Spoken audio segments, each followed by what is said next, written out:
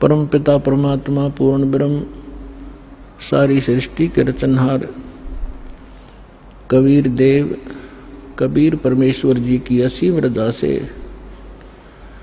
आप सभी पुण्यात्माएं सत्संग सुनने के लिए उपस्थित हुए।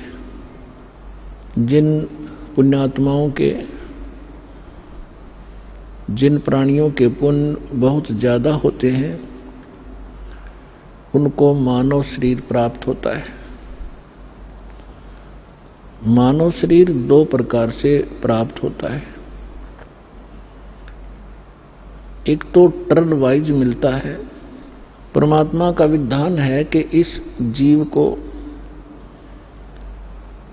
भले ये कितना ही निकम्मा हो, 84 लाख प्रकार के प्राणियों के कष्टों को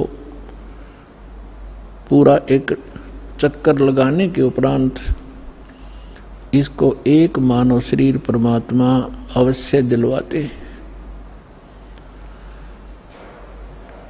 और दूसरी प्रकार का जो मानव शरीर प्राप्त होता है वो उन पुण्यात्माओं को होता है जो पहले भी मानव थे, उनके पुण्य ज्यादा थे, जिस कारण से किसी जन्म में उन्होंने शुभ साधनाएं, शास्त्र अनुकूल साधनाएं की होती हैं, शुभ संस्कार बनाए होते हैं, जिसके परिणाम स्वरूप उनको कई कई सैकड़ों भी मानव शरीर प्राप्त हो जाते हैं। लेकिन उन मानव शरीर के अंदर यदि सतगुरु नहीं मिलते तो उनको फिर से शुभ संस्कार बनाने का अवसर प्राप्त नहीं होता। और सतगुरु के अतिरिक्त अन्य किसी नकली संतों से ज्ञान प्राप्त करके साधना करते हैं, वो शास्त्र विरुद्ध साधना होने से यूजलेस होती है। उदाहरण के लिए श्रीमद् भगवत गीता अध्याय नंबर 16 के श्लोक 23 और 24 पर्याप्त हैं। और जब तक हम शास्त्र अनुकूल साधना नहीं करेंगे हमारे आध्यात्मिक शुभ संस्कार नहीं बन सकते। तो जिस कारण से भले ही सैकड़ों मनुष्य जीवन भी प्राप्त कर ले वो प्राणी जिसके पूर्व जन्म के किसी समय शुभ संस्कार ज्यादा संचित हो गए और फिर वो मनुष्य शरीर प्राप्त करता हुआ आ रहा है, उसके लिए वो कौन सा समय है? अब ये समय है जो ये प्राइम टाइम है, ये बिचली पीढ़ी प्रारंभ होगी कलयुग की। इसमें परमात्मा अपने बच्चों को अपने वचनानुसार अब सबको तत्व ज्ञान से परिचित कराएगा, सतनाम सारनाम सबको प्राप्त कराएगा।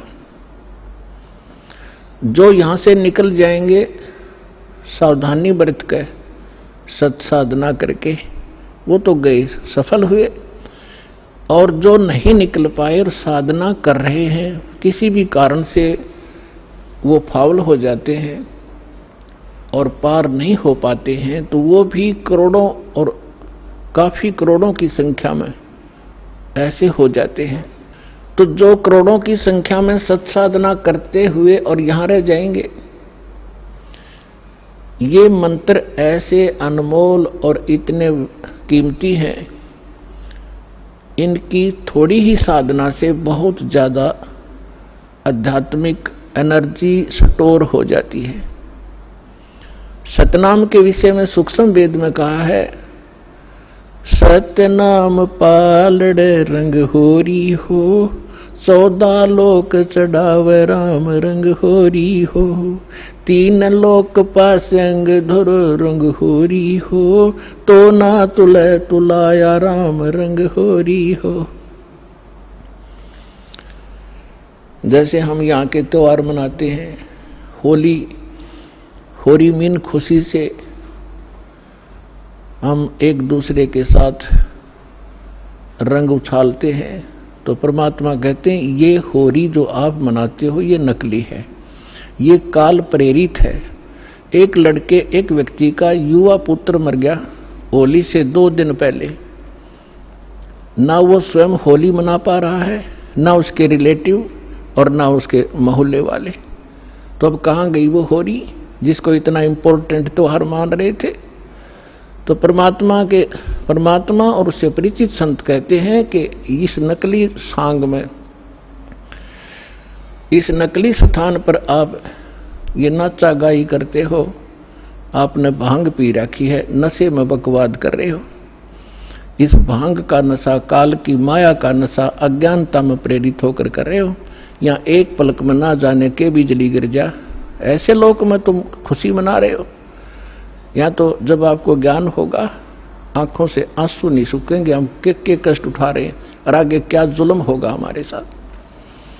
तो असली होरी राम नाम की होरी है। या खेलो, दिन रात खेलो, रात खेलो दिन खेलो, सुमन करो दिन रात इस राम नाम की होरी से, इस रंग को बखेरो। तो क्या कहते हैं कि सतनाम जो 2 अक्षर का मंत्र है, जिसमें एक ओम है, एक तत् है, और ये ऐसा अनमोल मंत्र है, इसकी इतनी कीमत बताई है। यदि विधिवत परम संत अधिकारी संत से प्राप्त करके, अधिकारी आपको बता देता हूं, 21 ब्रह्मांड में, इस विश्व में, इस दास के अतिरिक्त इन तीनों मंत्रों को देने का कोई अधिकारी नहीं है। या गलती ना करियो, बहुत धोखा खा लिया आपने।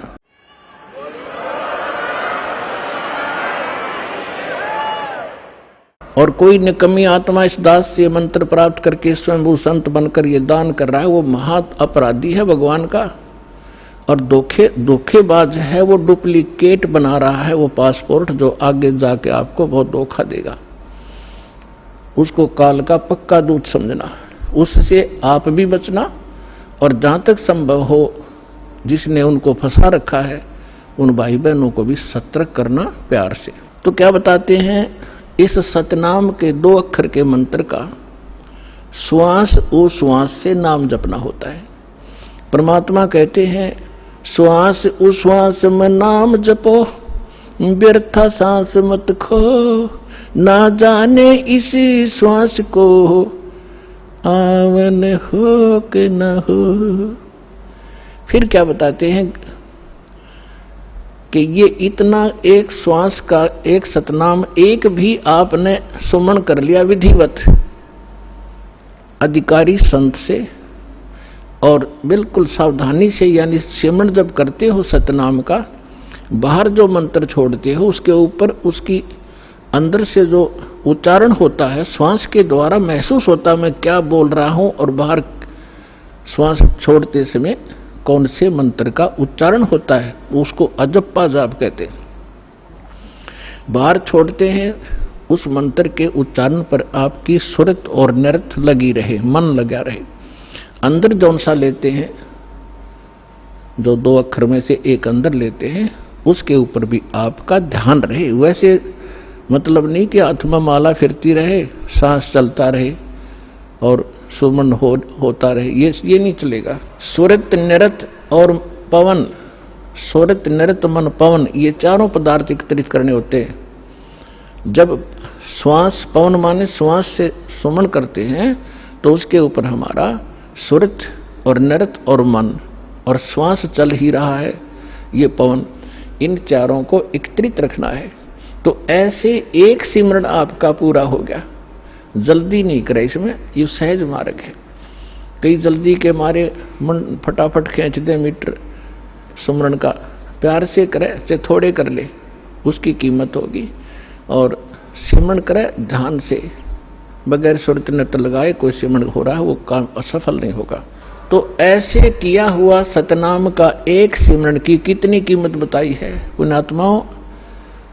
जिस व्यक्ति ने कभी लाल सुना ना हो, हीरा देखा भी नहीं हो, उसकी कीमत का पता ना हो, सुना भी ना हो, और उसको कोई एक पत्थर दिखावे कि ये एक चमकीला पत्थर जो आपको नजर आ रहा है, ये करोड़ रुपए का है।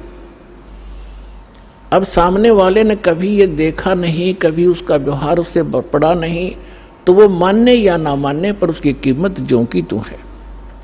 इसी प्रकार इस सिमरन की जो दास आपको दे रहा है, ये हीरे हैं। मोती मुक्ता दरसत नाही, ये जग है सब अंदरे, दिखत के तो नैन चश्म इनका फेरा मोतिया बंदरे। चारों युग में मेरे संत पुकारे और कूक कहा हम हेल रे, हीरे माणिक मोती बरसे ये जग चुगता ढेल रे। परमात्मा ने कहा कि मैं चारों युगों में आया हूं। सतयुग में सत्सुकृत नाम था मेरा, और त्रेता में मुनिंदर, द्वापर में करुणा में, और इस कलयुग में कबीर नाम से मैं आया हूं। तो चारों युगों में मैं आया हूं। और परमात्मा का विधान वेदों से आपको बहुत बार बताया है कि वो परमात्मा कैसी लीला करता है। ऊपर रहता है सतलोक में, सह शरीर मनुष्य सदृश्य है, वहां राजा के समान एक सिंहासन पर विराजमान है। वहां से गति करके आते हैं या अच्छी आत्माओं को मिलते हैं, उनको अपने से परिचित कराते हैं सचखंड सतलोक ले जाके, फिर उनको वापस छोड़ते हैं। फिर वो परमात्मा से परिचित महापुरुष परमात्मा के उस यथार्थ ज्ञान को संसार के अंदर फैलाते हैं, और परमात्मा स्वयं भी वही काम करने के लिए आते हैं। एक कवियों की तरह लोकोक्तियों के माध्यम से अपने ज्ञान को प्रचार करते हैं। तो क्या बता रहे हैं, चारों युग में संत पुकारे कूक कहा हम हेल रे, हीरे माणिक मोती बरसे ये जग चुगता ढेल रे। हम सत्य ज्ञान और सत्य साधना रूपी हीरे और मोती आपके सामने बखेरते हैं, और आपने उनकी पहचान नहीं है। आप ये कंकर पत्थर आन उपासना, अन्य देवी देवताओं की पूजा, ये भूत पूजाएं करके आप कंकर पत्थर इकट्ठे कर रहे हो, ये सोचकर ये बहुमूल्य होंगे। तो यहां परमात्मा कहते हैं हीरे मोती माणिक बरसे ये जग चुगता ढेल रे। तो ये जो श्वास का सिमरण है, ये लाल है आपका, और ये जितने भी एकत्रित करोगे इनकी उतनी ही कीमत होगी, जो अभी दास बताने जा रहा है। क्या बताते हैं कि एक सिमरण आपने कर लिया श्वास का, एक सतनाम के 2 अक्षर का, एक मंत्र बाहर छोड़ा, दूसरा अंदर लेते हैं, ये एक कंप्लीट मंत्र बन गया। देख कितना आसान सी बात, चलते कर लो, बैठ के कर लो, लेट के कर लो, सफर में बस में कर लो, रेलगाड़ी में कर लो, इतना सिंपल वे। इन अज्ञानियों ने इसको पहाड़ बना रखा था, खड़े होकर तपो, ढूंढने लगा लो, व्रत रखो, जंगलों में जा बैठो, और फिर जंगल में चले गए, रोटी के लिए फिर आए गृहस्थी के पास, दिए माई अंडे धक्के खाते। अब सारा काम अव्यवस्थित कर दिया इन लोगों ने, अज्ञानियों ने। तो क्या बताते हैं परमात्मा कि इस सतनाम के एक सिमरण की कितनी कीमत है। होय होय, सतनाम पालड़ रंग होरी हो, तराजू के तखड़ी के एक पलड़े में सतनाम के एक सुमरण की कीमत रख दो, और दूसरे में पृथ्वी लोक की पूरी कीमत, स्वर्ग लोक की कीमत और पाताल लोक की कीमत। 3 ये तो पासंग है, और दूसरी में 14 लोक, विष्णु जी का लोक, ब्रह्मा जी का लोक, शिव जी का लोक, दुर्गा का लोक, और ये निरंजन का लोक, और ऊपर जो स्वर्ग के अंदर, महास्वर्ग के अंदर आगे कई डिवाइड कर रखे। ऐसे ये कुल मिलाकर 14 लोक में बनते हैं, तल उतल ये नीचे के। परमात्मा कहते हैं 14 के 14 लोकों की कीमत दूसरे पलड़े में रख दो। एक पलड़े में सतनाम की एक वैल्यू, और उधर 14 लोक चढ़ावे राम रंग होरी हो, और 3 लोक पासंग धरे, पृथ्वी लोक, स्वर्ग लोक और पाताल लोक की को तो गिनती में भी नहीं है इसकी, उसके सामने कीमत। अब पासंग क्या होती है, अब आजकल के बच्चे तो नहीं जानते होंगे, लेकिन हमारे समय के हम अच्छी तरह जानते हैं। हमारा खूब पाला पड़ा है, किसान परिवार में जन्म था। हमारे पिता जी के पास ये सेठ लोग कणक लेने आते थे, तो उस समय वो कहा करते भी सेठ जी तराजू चेक कराते रही। वो चेक कराता था, उसमें कुछ एरर होती तो उसको ठीक करने के लिए उसी जैसे गेहूं तोल रहे हैं, गेहूं से थोड़े से कनक लिया और उस दूसरे पलड़े में डाल दी जाती है। वो पासिंग ठीक करने के लिए, पासिंग माने एरर, उसके लिए वो कणक रख दी जाती है, उधर ही बट्टे रख दिए जाते हैं, दूसरी साइड पलड़े से फिर कणक तोली जाती है। तो वो जो एक मुट्ठी कणक डाली है वो पासिंग है, वो सौदे में नहीं आती, वो तो व्यर्थ में पड़ी है। वो चाहे ग्राहक की तरफ जाओ और चाहे धनी की तरफ रह जाओ, उसकी कोई ध्यान नहीं करता। वो पासिंग है, यानी इतनी कम वैल्यू है। तो आप कितनी पुण्यात्मा हो और कितना सिमरन आप करते हो और आप कितने धनी होते जा रहे हो अध्यात्म के। कबीर साहब कहते हैं, कबीरा सब जग निर्धना, धनवंता ना कोई, धनवंता सो जानियो जिस पर राम नाम धन हो। अब आज अरबपति है और कल मृत्यु हो गया, भक्ति करी नहीं, तो कल क्या है, वो गधापति है। फिर वो गधा बनकर घूम रहा होगा, कुत्ता बनकर गलियों में सैर सपट्टे कर रहा होगा, टट्टी खा रहा होगा, खा के यहाँ का धन। तो पुण्यात्माओं, इस परमात्मा की शरण में आपको यहाँ के भौतिक सुख भी आपके डिमांड रिक्वायरमेंट के अनुसार अवश्य देगा ये दाता, और फिर आपकी जो भक्ति की शेष पूंजी को सुरक्षित रखेगा, ताकि चल आपके यहाँ जाते समय आपका धन सुरक्षित रहे। अब क्या बता रहे हैं, सत्य नाम पालड़ रंग होरी हो, 14 लोक चढ़ाव राम रंग होरी हो, 3 लोक पास्यंग धर रंग होरी हो, तो ना तुले तुलाया राम रंग होरी हो।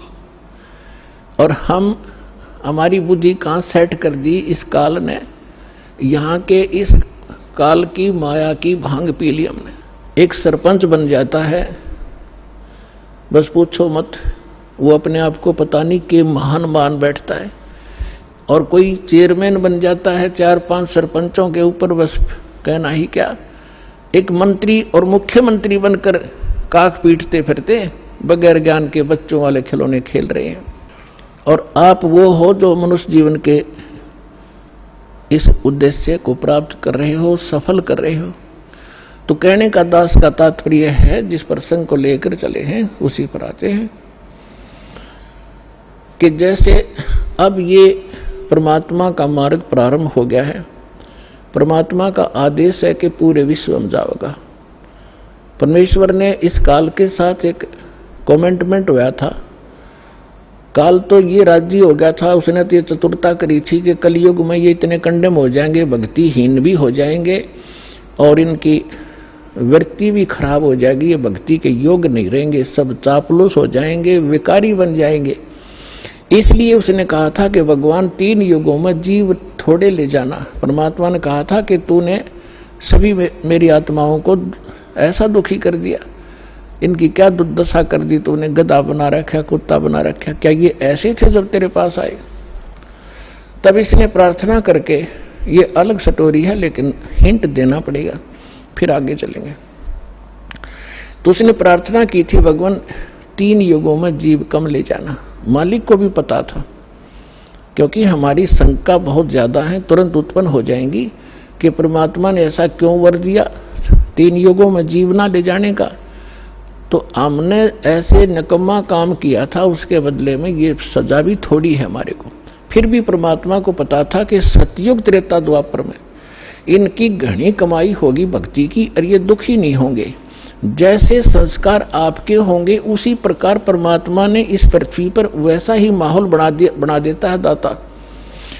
बढ़िया समय पर वर्षा होती है, बड़े फलदार वृक्ष होते हैं, सब शरीर हो जाएंगे, तो फिर सुख होता है उनको। और सुख में भगवान की भक्ति प्राणी फॉर्मेलिटी करता है, और दुखी प्राणी जब हो जाता है तब उसका दुख संकट निवारण हो जाता है। फिर उसको बताया जाता है यदि आपने फिर से भक्ति छोड़ दी तो वो कष्ट फिर आ जाएगा, तो वो कभी नहीं छोड़ेगा, आजीवन भक्ति करेगा और वो सफल हो जाएगा। और सतयुग त्रेता द्वापर में ये जीव घना दुखी नहीं होता, शरीर मजबूत होता है, लंबी आयु होती है, खूब ठीक सा इसका जो है बना रहता है व्यवहार। तो उस मालिक को मालूम था कि ये भक्ति नहीं करेंगे, क्योंकि सभी भक्ति करते थे लेकिन शास्त्र विरुद्ध करते रहे। और जिस कारण से वो सोच रहे थे जो साधना हम कर रहे हैं इसी से हमें लाभ हो रहा है, और हो रहा था, वो पिछली बैटरी चार्ज से वो प्रयोग कर रहे थे, अपनी पिछली मलाई खा रहे थे। तो इस प्रकार परमात्मा को पता था। तब उसने कहा था ठीक है, चौथे युग में, कलयुग में मैं अपना ज्ञान प्रचार करूंगा। तो काल ने कहा था कि देखो जी, जबरदस्ती ना करना, बलपूर्वक मत ले जाना। आपके ज्ञान को कोई माने, समझे, स्वीकार करे और आपकी भक्ति करे तो वो आपके हों, और जो मेरे ज्ञान को, जो मैं नकली अपने दूत भेजूंगा अपना ज्ञान प्रचार करने के लिए, उनका ज्ञान जो स्वीकार करे तो वो मेरे ही रहे, आप उनको बलपूर्वक न ले जाना। परमात्मा बोला बिल्कुल सही है। जब मेरा ज्ञान ही स्वीकार कोई नहीं करेगा तो खाक जाएगा मेरे लोक में। वो तो वही जाएगा जो मेरा ज्ञान स्वीकार करेगा, मेरी भक्ति ग्रहण करेगा, तब वो जाएगा। तो काल ने, जब परमात्मा ने स्वीकृति दे दी, तब काल ने कहा था कि बेशक, अब परमात्मा आए थे जोगजीत नाम से, कि जाओ जोग जीत संसारा, जीव न माने कहा तुम्हारा, जीव तुम्हारा कहा न माने, हमरी ओढ़ हो बाद बखाने। फिर कहा था 12 पंथ करूं मैं साजा, नाम तुम्हारा ले करूं आवाजा, 12 पंथ नाम जो ले ही हमरे मुख में आन समोई, और अनेक पंथ चलाऊं या विद जीवों को भरमाऊं, देवल देव और पितृ धाम पुजवाऊं, और जब ऐसे नकली जब तब सबके मन लाऊं, और जाओ जोग जीत संसारा, जीव न माने कहा तुम्हारा, जीव तुम्हारा कहा ना माने, हमरी ओढ़ हो बाद बखाने। मेरे वकील बन के खड़े हो जाएंगे, तू रामकृष्ण को कैसे भगवान नहीं मानते हो, क्या कर रहे हो। तो परमात्मा ने कहा था कि अब मेरी भी सुन ले दो बात। चौथा युग जब कलयुग आई, तब हम अपना अंश पठाई, काल फंद छूटे नर लोई। जो जितने तू बकवास कर देगा, जितने तू ये भ्रमित करेगा, बंधन बनाएगा, काल फंद छूटे नर लोई, सकल सृष्टि परवानी खोई। ये परमात्मा का वचन है बच्चों, कोई डूम भाट के गीत नहीं है, समर्थ की वचन है। कि कहते हैं कलयुग बीते 5500 पाचा, तब ये वचन मेरा होगा साचा, और कलयुग बीत जावे जब एता, सकल सभी प्राणी और परम पुरुष पद चेता। अब परमात्मा ने कहा था कि जब चौथा युग कलयुग आएगा तब मैं अपना अंश भेजूंगा, और उस समय काल के सारे फंद, तेरे सारे दाव पेच, ये अज्ञान को काट दिया जाएगा, और सकल सृष्टि उपदेशी होगी, नाम लेवेगी। और फिर कहा था कि जब कलयुग 5505 बीत जाएगा तब मेरा ये वचन सत्य होगा, और उस समय पूरा विश्व उस परमात्मा के उस परम पद का जानकार होगा, उसको पता चले। अभी तो हम स्वर्ग और नरक, स्वर्ग और नरक, कोई व्यक्ति मर गया, नो के स्वर्गवासी हो गया, चाहे जाता हो नरक में, हमने एक कोड वर्ड बना रखा था। तो अभी तक हमने सतलोक और सचखंड का पता ही नहीं था, परमात्मा का परम पद कौन सा है और कहाँ रहता है, कैसा है, कैसे प्राप्त होता है। और ये नकली पंथ चले थे काल के, राधा स्वामी पंथ और कबीर पंथ, जो 12 पंथ है कबीर जी के नाम से चला रखे, सारे नकली और काल के प्रेरित हैं। इनमें ना सत्य ज्ञान है ना सत्य साधना है। तो अंडरस्टूड है, जानना ज्ञान सत्य है, ना वहां नाम साधना सत्य है, तो क्या है वो तो खोखा है, नकली है, डुप्लीकेट सारे। तो अब परमात्मा ने कहा कि पूरा विश्व इस ज्ञान से परिचित होगा, पूरा विश्व नाम लेगा। अब प्रसंग चल रहा था कि 2 प्रकार से मानव शरीर प्राप्त होते हैं। एक तो टर्न वाइज होता है कि नरक स्वर्ग भोग के, उसके बाद फिर 84 लाख प्रकार के प्राणियों के शरीरों में कष्ट उठा के उसको एक मानव शरीर मिलता ही मिलता है। तो वो उस प्रकार का प्राणी शीघ्र भक्ति पर नहीं लगता। उसके अंदर एक ऐसा गुण होता है, अवगुण होता है, वो बहुत ही देर से बहुत समय लगेगा उसमें, लेकिन मालिक की दया, जो दास ने कल उदाहरण दिया था, उस तरीके से उसके ऊपर असर होता है। वो भी तरीका मालिक उन बच्चों के लिए भी अपनाएगा अब। लेकिन जो बता रहा दास के एक पिछले संस्कारों से पुनर्जन्म होते रहते मानव के, उसके लिए अभी तक दास या भूमिका बना रहा है, ये समझाने के लिए आपको कि जैसे आप जी को प्रथम मंत्र दिया जाता है। पहले परमात्मा ने इस प्रथम मंत्र में केवल ये बीच वाले 5 नाम ही दिए जाते थे, और ये काल के पंथ जो राधा स्वामी पंथ और इससे निकले हुई जितनी शाखाएं हैं, ये 5 नाम देते हैं। और वो कौन से नाम? पांचों काल के, यूजलेस, ओंकार, निरंकार, ज्योत निरंजन, सोहम और सतनाम। सतनाम कोई जाप है? ओंकार निरंकार ये कोई जाप है?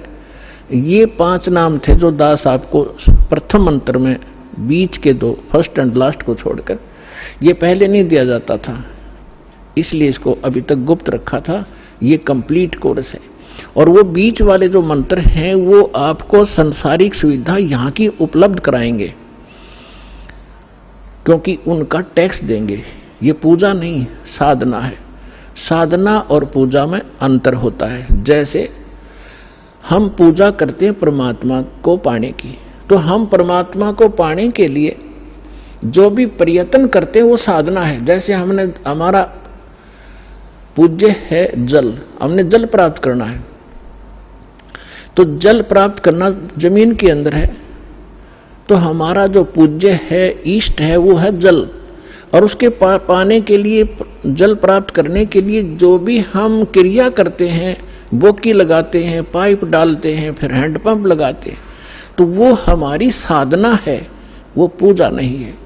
उसको पाने के लिए जो हमारा पूज्य है, हमारा जो इष्ट है, वो तो जल है। उसके लिए जो प्रयत्न किया गया वो साधना है और वो पूजा है उसको पाने की। तो इस प्रकार इसको पूजा और इसको समझना। हमारी आस्था तो जल के अंदर है, उन इंस्ट्रूमेंटों में थोड़ी है, और उनके बिना वो मिले नहीं। तो इसी प्रकार ये जो प्रथम मंत्र आपके दिए जाते हैं ये साधना है। और इससे, जैसे इस दूसरे शब्दों में दास आपको कहे कि जैसे ये मंत्र एक ऐसी कमाई है, ऐसी शीघ्र इफेक्ट करती है, देवताओं को विवश करते हैं ये मंत्र आपको लाभ देने के लिए। जैसे आपको बताया था कि भैंसे को भैंसा भैंसा करता रहो, वो कभी ध्यान नहीं देता। आप वैसे गुण गाए जाओ, जय गणेश देवा, माता थारी पार्वती, पिता माँ देवा, ये हम घोट रखे थे हमने, ये कभी नहीं सुनेंगे। और इनका एक मंत्र दे रखा है आपको, उसका जाप करो, तुरंत अटैक होगा उनके ऊपर जाके और सतर्क होंगे। क्या हो गया बच्चे को, क्या डिमांड है इसकी, देखो इसका अकाउंट कितना हमारे इसमें, उस तुरंत उसका राहत दी जाएगी। तो जो पैसे ने भैंसा भैंसा करो कतई नहीं सुने, अरे एक बार कर दो हुर्र, वो तुरंत देखेगा नू और अट्रैक्ट होगा, दौड़ने की चेष्टा करेगा उस आवाज की ओर। तो परमात्मा ने ये मंत्र हमें दिए थे, लेकिन बीच में काल के दूता ने इस कबीर पंथ का जहां स्टार्ट हुआ था दामाखेड़ा वालों से, तो 5वीं पीढ़ी तक ये 5 मंत्र चले थे। उसके बाद 6ठी पीढ़ी में दामाखेड़ा वालों के जो महंत था वो एक टकसारी नाम का इसी कबीर पंथ की ब्रांच बन गई थी नकली। उसने भ्रमित कर दिया कि तुम बात करते हो सतलोक की और सचखंड और सतपुरुष की, और पूजा कर रहे हो तुम देवी देवताओं की, ये कहे कि भक्ति है तुम्हारी। तो भ्रमित हो गया, उसको ज्ञान नहीं था। छठा पीढ़ी वाला था। उसके बाद फिर उन्होंने एक शब्द सिलेक्ट कर लिया जो कबीर सागर में लिखा है, अजर नाम, अमीर नाम, पाताले सब सिंधु नाम, यही हंस का काम। ये कोई मंत्र है? ये तो एक श्लोक शब्द है। तो इन मंत्रों से इन आपकी पूजा नहीं है।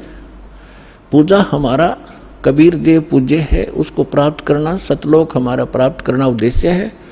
और ये साधनाएं हैं, ये इंस्ट्रूमेंट हैं, ये प्रयोग करने ही करने पड़ेंगे। अब उसके बाद जो सतनाम आपको दिया जाता है, सतनाम के अंदर एकाध सिरफिरा जो विशेषकर वो व्यक्ति भ्रमित होता है जिसके कर्म घड़े बिगड़ जाते हैं, जो 100, 200, 1000, 2000 व्यक्तियों को भ्रमित करके उनको अपने पीछे लगाकर गुरु बन बैठता है। अब क्या बन गई, परमात्मा की दया हो रही है हमारे जो बच्चे शिष्य बनते हैं, जो पहले अन्य इन गुरुओं के पास थे, अब बच्चे को बालक थोड़े ही एजुकेटेड हैं, दास ऐसे ढंग से ज्ञान देता है कि बालक भी समझ जा और प्रमाण देता है, तो उनको समझ में आ रहा और वो अपने गुरुओं के पास जा रहे हैं। उन गुरुओं से भी कह रहे हैं जी आप भी चलो, आप भी भ्रमित हैं और हमें भी मिसगाइड किया आपने। आपका उद्देश्य तो ठीक था कि हम कुछ मार्गदर्शन करें, लेकिन आपको ही नहीं पता, आप झूठे गाइड बन गए, आप भी चलो। तो जो अच्छी आत्माएं हैं वो आ जाते हैं, दीक्षा भी ले रहे हैं। एक तो ये कह रहा था कि मेरे 20,000 शिष्य हैं, मुझे ये ज्ञान मिला, पहले मैंने ज्ञान गंगा पढ़ा और फिर मैंने अपने शिष्यों से कहा कि तुम भी पढ़ो, देखो इसमें क्या है। तो उन शिष्यों से ने कहा जी इसमें तो अद्वितीय ज्ञान है। तो मैंने कहा कि जाओ तुम दीक्षा लेकर आओ। तो वो अपने शिष्य भेजे उस प्यारी आत्मा ने, और अब कह रहा था पिछले सत्संग पे कि पिछली बार मैं भी आ गया हूं और शेष को भी अब जाके ये ज्ञान गंगा दूंगा और यहां लाऊंगा। ये है महान आत्मा। ठीक है, जब तक धोखे में हम भी थे, गलत साधना हम भी कर रहे थे, जिस दिन पता चला उसी दिन हम दिशा बदल ली। तो बुद्धिमान होता ये। और एक ऐसा सिरफिरा मिला, चेले भी उसके साथ थे, चेलों के सारी समझ मारी, उसमें अहंकार अभी शेष था। वो खड़ा लाइन में कहने लगा जी मैंने 2 बात करनी है। वो कहते हैं जी ये हमारे गुरुजी थे पहले और आज इन्हें दीक्षा ले ली है। अब वो प्रथम दीक्षा ले ली, द्वितीय दीक्षा ली जब उसने कहा कि ये क्या है, ये वही मंत्र है, उल्टे सुल्टे करके दे रहे हो, ये कोई सतनाम हुआ। तो पुण्यात्माओं यही मार खाता ये प्राणी। वो अहम था, उसके अंदर अहंकार था। अब डॉक्टर मैं हूं और रोगी वो बनकर आ रहा है और डॉक्टर की दवाई में वो ऑब्जेक्शन कर रहा है। एक जड़ी बूटी होती है, उनको अगर 4-5 जड़ियां मिलाई जाती हैं तो उनका गुण धर्म कुछ अन्य होता है, वो कुछ अन्य लाभ देती है। और जब उनको सिंगल खाया जाता है तो वो अलग लाभ देती है, और जिनको 2 में मिलाकर खाया जाता है तो वो अन्य लाभ देती है। तो इस प्रकार उसको समझाने की चेष्टा की और वो उसका सौभाग्य दुर्भाग्य साथ है, उसका समझ में आई कि ना हुई। तो आपको भी बता रहा हूं कि ऐसे भ्रमित ना होना। पहले तो ये देखो कि जो ज्ञान दास ने आपके रूबरू किया है, विश्व में आज तक ब्रह्मा विष्णु महेश क्लियर नहीं कर सके इसको। इस दास पे दया हुई, तो आगे कौन सी का चीज छोड़ दूंगा मैं, ये भी विचार कर लेना।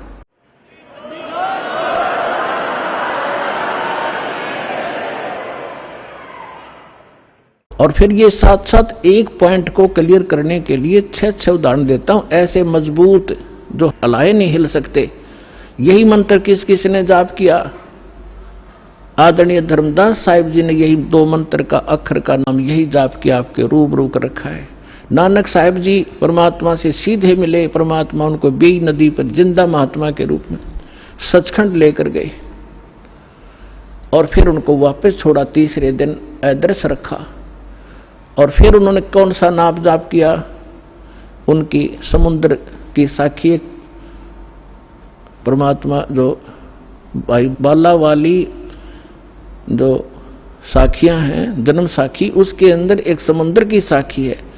उसमें एक कथा है कि एक समय बाला और मर्दाना नानक साहिब के साथ रहा करते थे अधिकतर। उन्होंने एक दिन प्रार्थना की, गुरुदेव हम श्रीलंका जाना चाहते हैं, देखना चाहते हैं, दया करो। उन्होंने कहा आंखें बंद करो। आंखें बंद करके खोली तो समुद्र के किनारे खड़े थे। नानक साहिब जी ने कहा कि आओ मेरे साथ साथ समुद्र के ऊपर चलेंगे और वाहेगुरु बोलते रहना। तो ऐसे चल पड़े जैसे थल पर चलते हैं, आगे आगे नानक देव जी, पीछे वो दोनों बच्चे बाला और मर्दाना। तो नानक साहिब जी ने, वैसे तो सिमरन श्वास से करना होता है, उन्होंने जानबूझ के झटका देना था क्योंकि परमात्मा का सख्त आदेश था, धर्मदास मेरी लाख दुहाई। और ये मूल ज्ञान अभी कई बार जाई, ये सार नाम और सतनाम अभी किसी को देना नहीं तो नकली पंथों के हाथ लग जाएगा।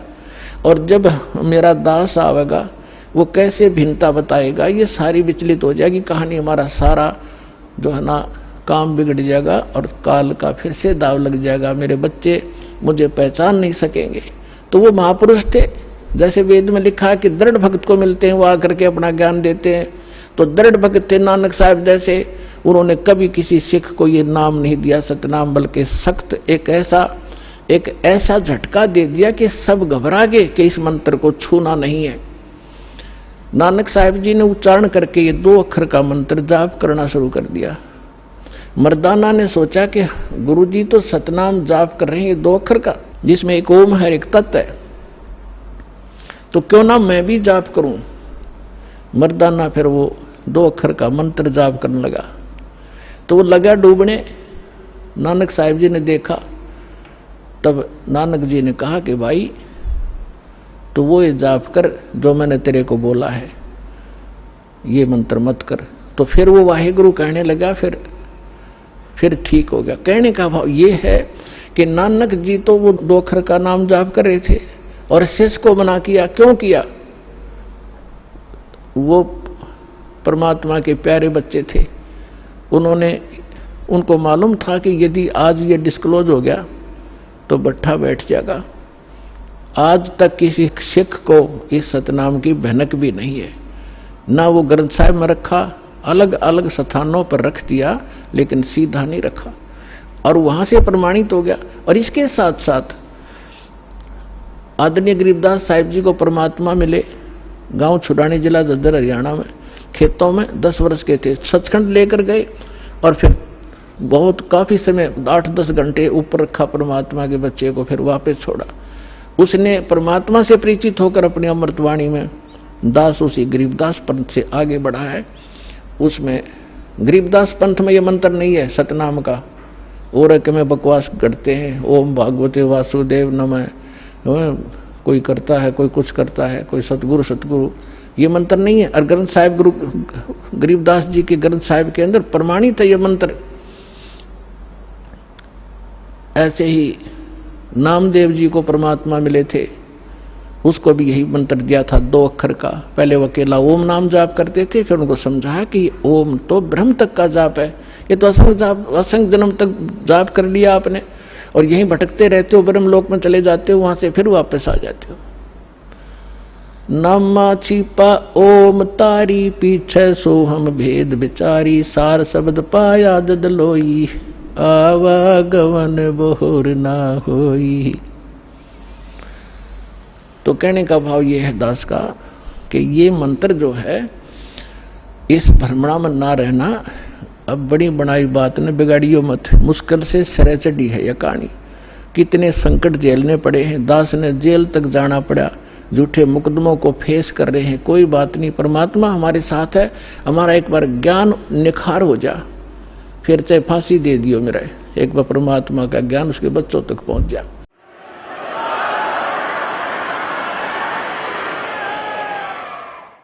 तो पुण्यात्माओं, परमार्थ के लिए संत आते हैं, और जो परमार्थ नहीं कर सकता वो खाक संत है। और संत किसे कहते हैं? सतगुरु उसे कहते हैं। सतगुरु के लक्षण कहूं, मधुरे बैन विनोद, 4 वेद 60 शास्त्र वो कहे 18 बोध। सतगुरु होगा जो इन सदग्रंथों से ज्ञान दे और प्रमाणित ज्ञान हो। अब जो प्रसंग चल रहा है कि जैसे अब आप जी नियमित रहे, अब आपको कुछ दिन समस्या रहेगी, क्योंकि अभी हमारे इस ज्ञान का प्रकाश कम हुआ है। घर घर के अंदर विरोध है, गांव गांव में विरोध है, समाज के अंदर विरोध है, क्योंकि इस जगत और भगत के क्रियाओं में और विचारों में सदा से भिन्नता रही है। और इसीलिए कहा है कि जगत और भगत का आपस में विरोध रहा ही है, और ये रहेगा भी। जब तक जगत को आप जैसा ज्ञान नहीं होगा तो वो विरोध करेंगे ही करेंगे, स्वाभाविक है। उनको अच्छा सा नहीं लगता। जैसे यहाँ पहली बार कोई व्यक्ति आता है और दूसरा आके प्रणाम करता है, वो खड़ा खड़ा देखता रहता है, ये क्या कर रहे हैं यहाँ पर, उसको अच्छा सा नहीं लगता। क्योंकि वो तो अहंकार में, कोई छोटी मोटी पोस्ट हो तो उसने तो भारी बात हो जाती है, कैसे लंबा लेटूं, ये होता उनमें जो भक्तिहीन होते पिछले जन्म के, और पिछले जन्म के भक्ति युक्त प्राणी होते हैं, चाहे कितना बड़ा अधिकारी हो तुरंत समर्पित हो जाता है। वो पिछले संस्कार उसको अपने आप झुका देते हैं। उदाहरण के लिए जैसे सरसों आपने देखा होगा, सरसों जब तक उसकी फलियों में दाने नहीं होते, यानी उसकी कीमती नहीं होती, तब तक वो ऐसे खड़ी रहती है। और जो जो वो पकती चली जाती हैं और वो उनमें वो कीमती बनती जाती है, उनकी वैल्यू बनती है, वो झुकना शुरू कर देती है और इतनी झुक जाती है कि जमीन को छूने की चेष्टा करती है, क्योंकि ईव उनकी कीमत बन गई, वो कीमती हो गए, उनके अंदर वो शक्ति आ गई, वो कीमत बन गई। और जब तक वो यूजलेस थी, वो न्यों खड़ी थी आकड़ी ऊपर ने। तो इसी प्रकार जो पूर्व जन्म के भक्ति युक्त होते हैं, उनका स्वभाव होता झुकने का, वो खड़े रह ही नहीं सकते। उनके अंदर पिछली भक्ति इतनी जबरदस्त होती है। और जो भक्तिहीन होते हैं वो अकड़े रह अकड़नों, लेकिन उनमें भी भक्ति बन जाएगी। सत्संग सुनेंगे, भगवान की अमृत वाणी सुनने मात्र से संस्कार शुरू हो जाते हैं। चाहे वो घर पर सुन रहा है मालिक दास के वचन, किसी टीवी पे, या अपने किसी इस सिम के अंदर या इस चिप के अंदर से जो सत्संग सुनते हैं, वो भी संस्कार भरने शुरू हो जाते हैं, उसमें वजन बनना शुरू हो जाता है। फिर धीरे धीरे यहाँ भी आता है, फिर सत्संग सुनता है, यहाँ जो है प्रणाम करता है, फिर उसके अंदर वो भक्ति संग्रहित होकर अपने आप झुकना उसका स्वभाव बन जाएगा। फिर उसको बुरा लगेगा जो झुका नहीं का, तो प्रणाम नहीं करेगा, तो उस पर कह नहीं जा। तो जो प्रसंग चल रहा है कि अब ये बिचली पीठी चल रही है, और इसमें क्योंकि सत्संग एक सामूहिक तौर से सब विचार व्यक्त किए जाते हैं, ये एक सामूहिक लेक्चर है जिसमें प्रथम कक्षा के बच्चे भी होते हैं जो पहली बार आए हैं, कुछ ऐसे भी होते हैं जो वैसे ही सत्संग श्रवण करने के लिए भी आए हैं, कुछ ने आज ही उपदेश लिया है, कुछ 2 वर्ष के हो गए, कोई 4 बार आए हैं, कोई पुराने भक्त हैं। तो सभी के अनुकूल इस सत्संग के माध्यम से संदेश दिया जाता है, और उनको जिसको जहां कोई त्रुटि होती है ये वचन वही काम करते हैं। जैसे आपको कोई बीमारी रोग है, इंजेक्शन कुल्ले पर लगाएंगे, वो उसी दर्द पर जाकर काम करेगा जो रोग होगा। इसी प्रकार कोई रोग की टेबलेट है, मुख से खाई जाती है, वो अपने आप वहां काम करेगी जहां वो रोग है। तो इसी प्रकार ये सत्संग सामूहिक तौर से सबके ऊपर बिखेरा जाता है, और जिस सत्र का जो भक्त होता है उसको उसी सत्र का ज्ञान उसके लिए अनिवार्य होता है, और उसमें उससे फिर वो प्रेरित होता है, फिर संभल जाता है, कोई त्रुटि भी उससे हो जाती है।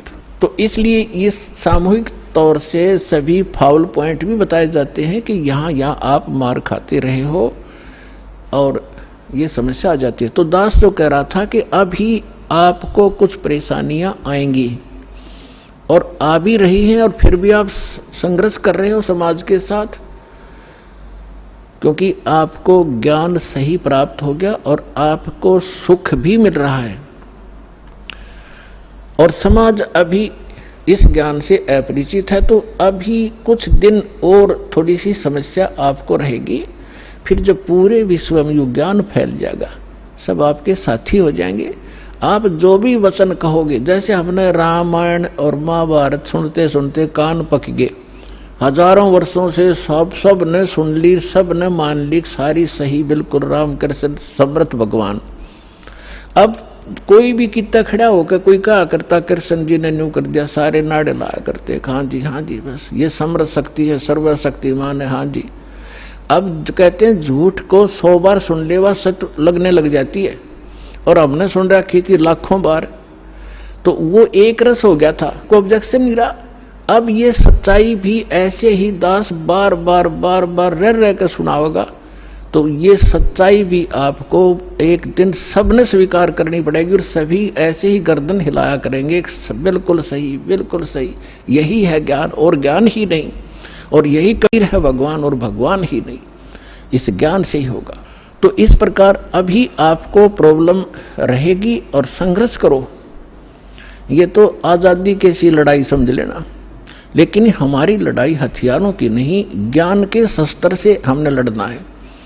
कबीर साहब का ज्ञान ऐसा है, कहते हैं और ज्ञान सब ज्ञानड़ी, कबीर ज्ञान सो ज्ञान, और जैसे घोड़ा तोब का करता चला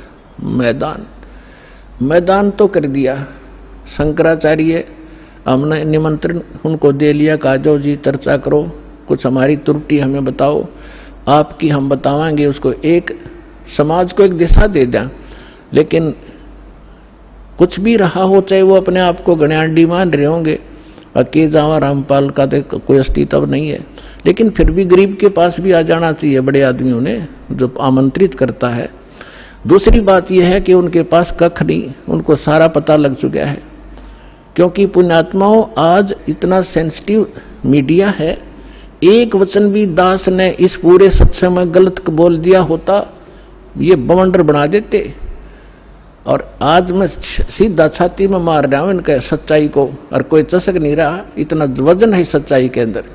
तो वो यहां नहीं आए, दुर्भाग्य था हमारा, बहुत इंतजार की उनकी, लेकिन परमात्मा ने दया करी, इस साधना चैनल वाले पर न्यारी रजा कर दी दाता ने।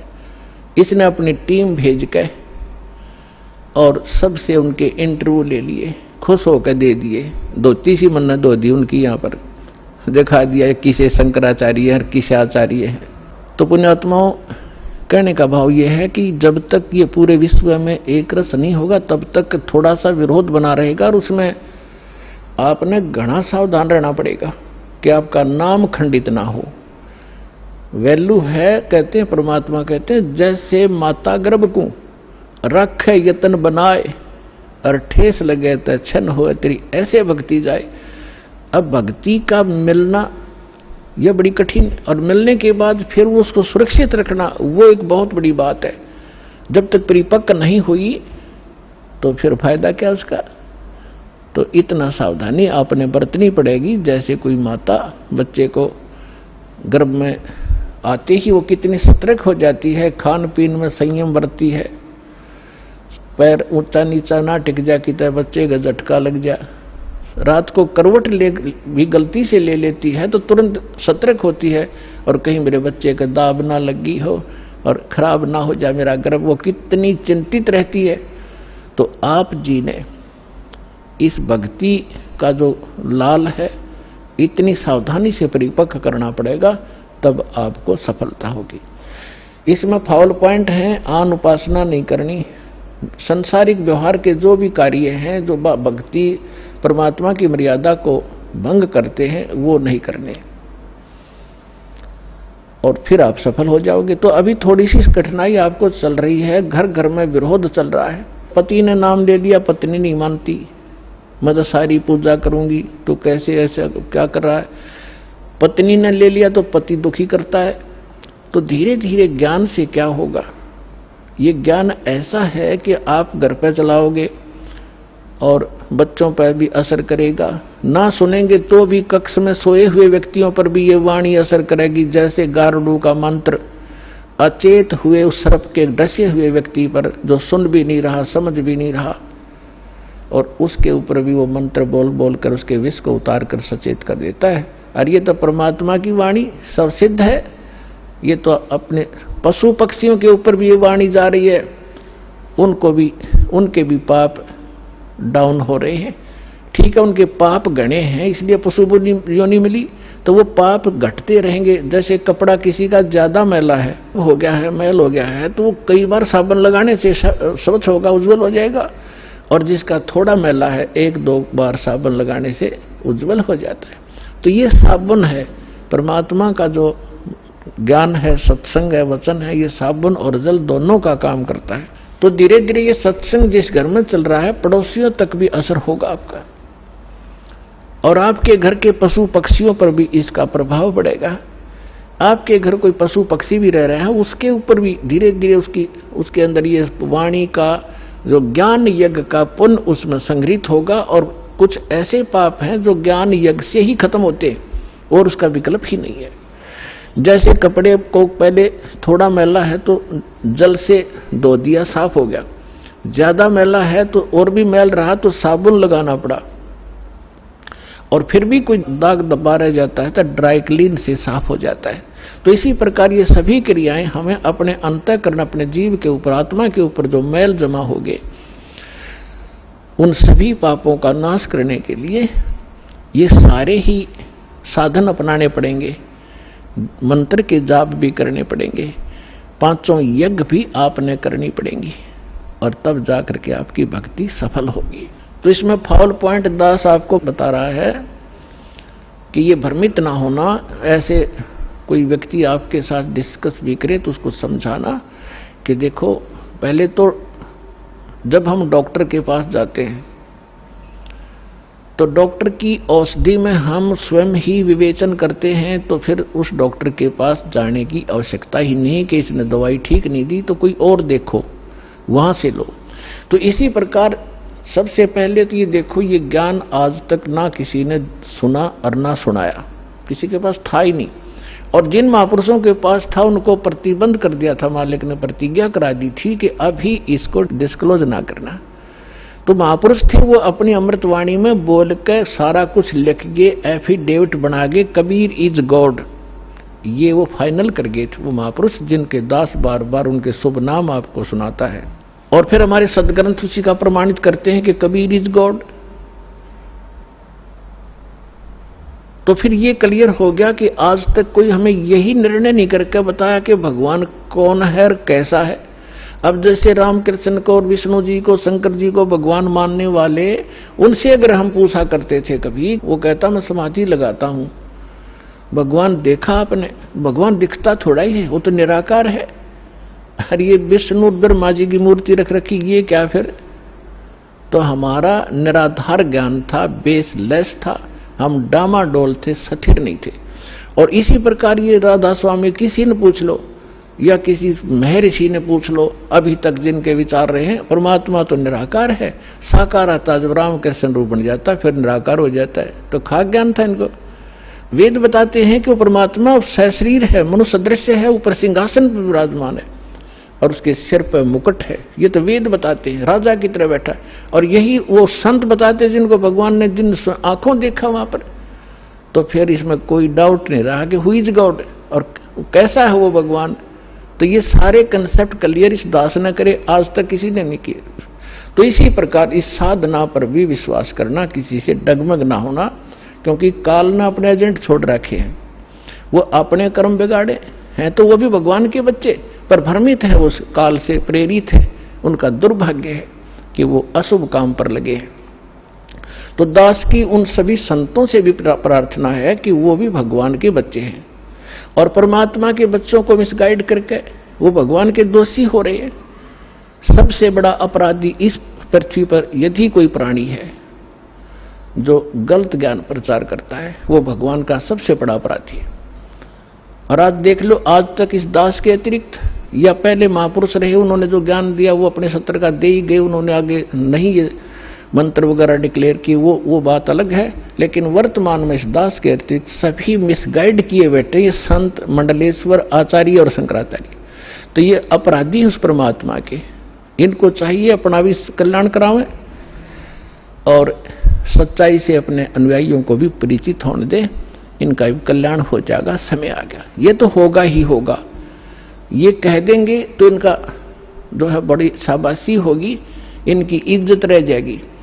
और नहीं तो चलिए तो यहाँ आवेंगे, फिर ये अकेले बैठे रहेंगे वहां पर, रोए जाइए अपने कर्माने। आज कौन ऐसा मूर्ख है जो अपने जीवन को नाश करेगा जब पता लग जाए? तो फिर दूसरी समस्या ये आती है कि गुरु नहीं बदलना चाहिए। कोई बात हुई? या एक डॉक्टर से इलाज नहीं होता तो 100 बदलने चाहिए अपनी जान बचाने के लिए। और कबीर साहब कहते हैं, जब लग गुरु मिले नहीं साचा, तब लग गुरु करो 10 पांचा। और झूठे गुरु के पक्ष को तज ना लावे वार, और द्वार ना पावे शब्द का वो भटके वार का वार।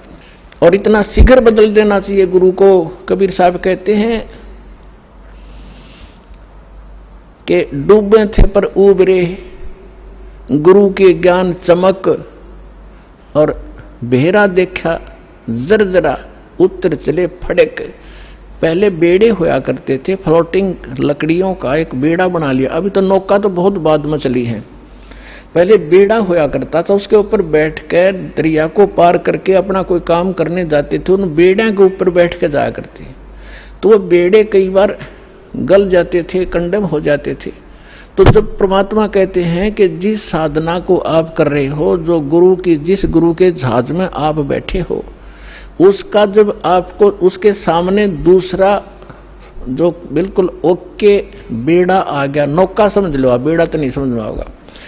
अब एक नौका है जिसमें आप बैठे हो, उसके अंदर सुराख हो गया है और जल उसके अंदर घर कर रहा है, अंदर प्रवेश करना शुरू कर दिया है, और उसके बराबर में दूसरा कोई सही ओके नौका रख देता है, साथ में खड़ा कर लेता है, और वो कहता है कि भाई तुम डूबोगे, इसमें आ जाओ।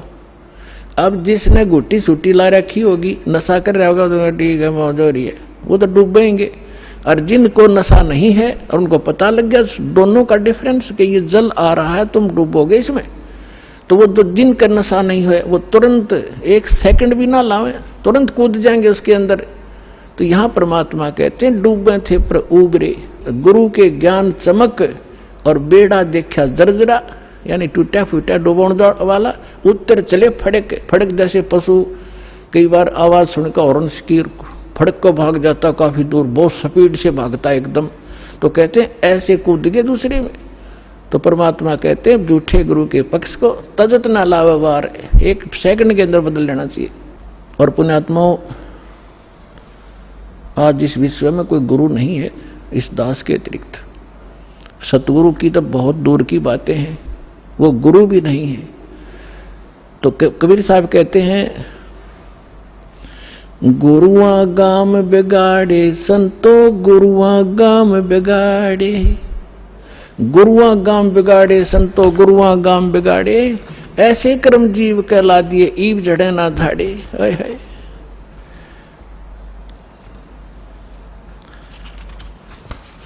अब परमात्मा रह रहकर अपने उस ज्ञान के माध्यम से हमें बताना चाहते हैं कि गुरुआ गाम बिगाड़े संतो, इन गुरुआ गाम बिगाड़े, इन नकली गुरुओं ने जगह जगह गुरु बने बैठे, और ऐसे कर्म जीव कहला दिए, बहुत झड़े ना झाड़े।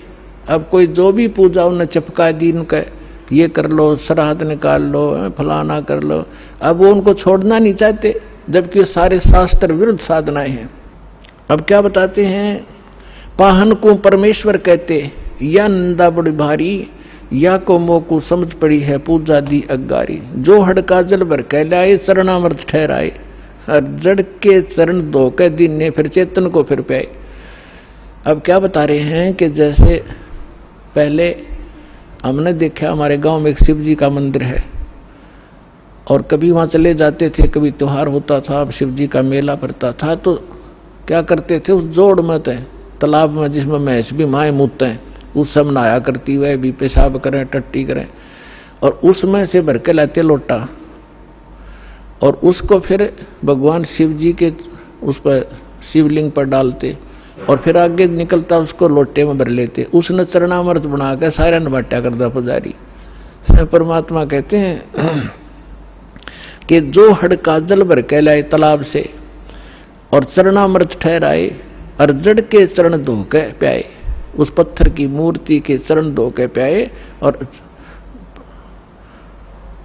जड़ के चरण धोकर दीने चेतन को फिर प्याए। चेतन को प्याओ जड़ की, जो पत्थर के चरणों का चरणामृत। फिर कहते हैं, कौवा मच्छा और मीन जल पिया, और बिष्टा की नामाई, गुरुआ कह तो गारा लग गया, जुग जुग छूटे नहीं। भरम विभूषण शब्द हमारा, कोई गावे कोई रोवे, और पांडे को तो परख नहीं, ये खिचड़ी मुंह में धोवे। है कहते हमारा जो ज्ञान है ये सब भ्रम का निवारण करने वाला है, इसको सुनो। और पांडे जो यानी जो आपके गुरुजी आपको दीक्षा साधना बता रहे हैं, ये तो ऐसा है जैसे कीचड़ से कपड़ा धो रहे हो तुम, दूनी गारा लगेगी, वो साफ नहीं हो सकता जो साधना आप करें। भैरो भूत मसाणी पूजें और दुर्गा देवी ध्यावें, उत्ती के तो तब ही बाजें जो बकरे आण कटावें। भेड़ पूछ को पंडित पकड़, ये बादो नदी बिहंगा, गरीबदास वो भवजल डूबे नहीं साध सत्संगा, कि जिनको संतों का संग नहीं मिला, सत्संग नहीं मिला, वो भवजल के अंदर ही डूब जाते हैं। भेड़ पूछ को पंडित पकड़े, ये आपके गुरुजी कहते हैं, आपको दरिया पार कराने के लिए ऐसा साधन दे रखा है जैसे कोई ये कह दे कि भेड़ की पूछ पकड़ा दे और कहते इसको लेकर दरिया में बढ़ जा, ये पार कर देगी तुझे। तो वो साधन दरिया को पार करने का नहीं है, ये तो आपको अंडरस्टूड है। उसका कौन सा साधन है कि नौका हो ओके, लीक प्रूफ हो, वाटर प्रूफ हो, और उसने रखे और साथ में फिर चलाने वाला सही कार्य बिल्कुल परफेक्ट हो और उसमें बैठा फिर पार होगा। भेड़ पूछ के पकड़ने से दरिया पार नहीं हो सकती। इसी प्रकार जो साधनाएं आज तक आप कर रहे थे वो ऐसी साधना थी, मोक्ष कराने के लिए जैसा आप उद्देश्य ले रहे थे ऐसी थी जैसे भेड़ की पूछ पकड़कर दरिया पार करते, और वो भी भादो वाली दरिया। भादों के अंदर सबसे ज्यादा वर्षा हुआ करती थी और सभी दरियाएं ओवरफ्लो होकर किनारों को चाटती हुई चला करती हैं, और ऐसे भयंकर समय में और ये साधन दे रखा आपको। तो यहाँ कहते हैं भेड़ पूछ को पंडित पकड़े भादो नदी विहंगा, और गरीबदास वह भवजल डूबे जिन नहीं साध सत्संगा। जिनको संत सतगुरु नहीं मिले वो यहीं डूब जाएंगे। कबीर साहब कहते हैं, कबीर इस संसार को समझाऊं के बार, और ये पूछ पकड़ के भेड़ की ये उतरा चाहे पार। अब थोड़ी सी इन नकली गुरुओं की हिंदी करता हूं, उसके बाद आगे आज की कथा सुनाएंगे। अब परमात्मा क्या कहा करते, गरीबदास साहिब को भगवान मिले, सचखंड ले गए, फिर वापस छोड़ा, और परमात्मा ने पहले कहा था कि 12वां पंथ जब गरीबदास 12वें पंथ का जो संचालक होगा, प्रवर्तक, उसके माध्यम से मेरी वाणी पुनः प्रकट होगी, मेरा ज्ञान दूंगा। और बीच में जैसे 600 वर्ष पहले कबीर साहब जी ने धर्मदास जी को जो ज्ञान दिया था वो कबीर सागर में लिपिबद्ध हुआ। तो परमात्मा ने पता था कि बीच में काल के दूत इसमें कोई ना कोई गड़बड़ करेंगे। आप एक अनुराग सागर है, कबीर सागर का एक चैप्टर है, तो ये कबीर पंथी विशेषकर उस अनुराग सागर को ही घसीट रहे थे। और इस कबीर सागर के संशोधनकर्ता ने, यो युगलानंद बिहारी जी ने एक टिप्पणी कर रखी है इसमें कबीर सागर में, उसको संशोधित करते हुए कि मेरे पास अनुराग सागर की 45 कापियां हैं, कुछ हस्तलिखित कुछ प्रिंटेड। इनमें बहुत सी ऐसी हैं जो एक दूसरे से मेल नहीं कर रही। तो इसका क्या मतलब है कि जिसने जैसी भी उचित समझा, अब जिस भी संत ने, जो नकली संत थे काल के दूत, जिन्होंने वो समझ में वाणी नहीं आई वो काट दी, अपने अनुकूल जो वो बकवाद करा करता हुआ लिख दी और उसको आगे प्रिंट हो गया। तो उसको कंप्लीट करने के लिए, सुचारू करने के लिए परमात्मा ने कहा था कि संवत 1774 होई ता दिन प्रेम प्रगटे जगलोई, और उसके माध्यम से मेरी पुनः वाणी प्रगट होगी। तो वो गरीबदास जी ने वह कसर, परमात्मा ने गरीबदास जी को सच ऊपर ले गए, फिर वापस छोड़ा, उसमें वो फीड कर दिया। जैसे एक मोबाइल से दूसरे मोबाइल में पूरी की पूरी फिल्म फीड फैक्स हो जाती है और उसमें भी रह जाती है। तो परमात्मा ने ऐसे वो ज्ञान गरीबदास जी में दिया। तो गरीबदास जी ने फिर इन नकली संतों के बारे में क्या बताया है, कंठी माला सुमरनी ये सभी सिलसिला मेटे, कन फूका गुरुआ मिले है जो जम मारी फेटे। कंठी माला सुमरनी भाई पैरे से क्या हो, ऊपर डूंडा साध का और अंदर रख्या खो। कहते हैं ये ऊपर कंठी पैर ली, माला बना ली, एक मणिये की माला कंठी पहनते हैं कबीरपंथी नकली। एक तुलसी की लकड़ी का एक मनिया बनाकर एक जनेऊ से बांध देते हैं, और यहाँ जो भगत आते हैं उनको हम कहते हैं कि ये कंठी माला नहीं चलेगी, इसने उतार दो। तो वो दर्द हो जाते हैं, इसने नहीं उतारे, ये तो हमारा जन्म सिद्ध अधिकार है। अब परमात्मा क्या कह रहे हैं, कंठी माला सुमरणी ये सभी सिलसिला मेटे, इसने सब छोड़ छाड़ दो, इन तो पार हो गए। अंदर भक्ति सही करो, सत भक्ति करो, सत साधना से मोक्ष होगा इन कंठी और माला ऊपर की दिखावे से। चाहे कपड़े लाल पहन लो और चाहे पैंट कमीज पहन लो, भगत वाले लक्षण और भक्ति सही होगी तो आपका मोक्ष होगा। एक विशेष आडंबर से भगवान नहीं मिलेगा। तो यहां कह रहे हैं कि कंठी माला सुमरणी ये पहरे ते क्या हो, ऊपर तो दिखा भगत और अंदर रख्या खो, न साधना ठीक न ज्ञान सही। कंठी माला सुमरणी भाई पैरे से क्या हो, ऊपर ढूंढा साध का अंतर रख्या खो। कन फूका गुरुआ में लह जाने भाव न भेद, जम के हलकारे फिर ये हाथों में लिए बेद। ओए होए होए, अपने आत्माओं एक एक वाणी ऐसी अनमोल है महापुरुषों की। कहते हैं कि ये कन फूका गुरुआ मिले, कान में फूक मारनिया और जाने भाव न भेद। और कहते हैं ये काल के हलकारे घूम रहे नकली संत जो वेदों के ज्ञाता माने जाते थे, न कख भी नहीं पता वेदों का। वेद पढ़ने पर भेद न जान ये बातें पुराण 18, और जड़ को अंधा पत्ते खुआवे भूल सर्जनहारा। अगर इन्होंने वेद पढ़ा होता ये पत्थर पूछते, वेद का ज्ञान होता। तो कहते हैं ये वेदों, ये काल के दूत फिर रहे हैं, वेद को हाथ में लिए लिए। आपने एक नकली महर्षि दानंद की सारा इतिहास आपके रूबरू कर दिया दास ने, और यो कितना शिखर में चढ़ा रखा था, सिरपद रखा था एक आदमी ने। ऐसा महर्षि नहीं, इस जैसा वेदों का ज्ञाता नहीं। तो ऐसे कहते हैं ये काल के दूत थे, वेदों का नाम ले ज्ञान सारा उल्टा ठोक रखा। तो यहां उसी को प्रमाणित कर रहे हैं कि जम के हिलकारे फिरे ये हाथों में लिए वेद। जहां भी आप महर्षि दानंद की फोटो देखोगे वेद पहले दर रखे, उसमें चारों दणी संठे काले रखा था, लिखे लिखाए भी सना हो जैसे, और कक का पता नहीं उस आदमी ने। तो पुण्यात्माओं आज तक ये में बिजली गिर रही थी।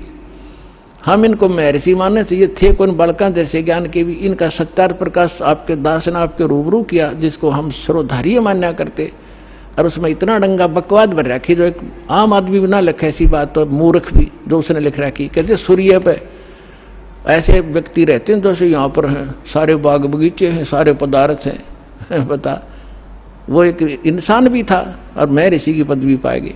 कहते हैं झूठे गुरु बहुत हैं ये अनगन कोट अनंत, सार नाम का भेद बतावे सो सतवादी संत। झूठा गुरु काल है ये फांसी दे अड़ाए, मारत है मैदान में वो छलबल बहुत बनाए। झूठा गुरु काल है ये गुरु का दया स्वरूप, या मैं मीन न मेख है जैसा संवल रूख है।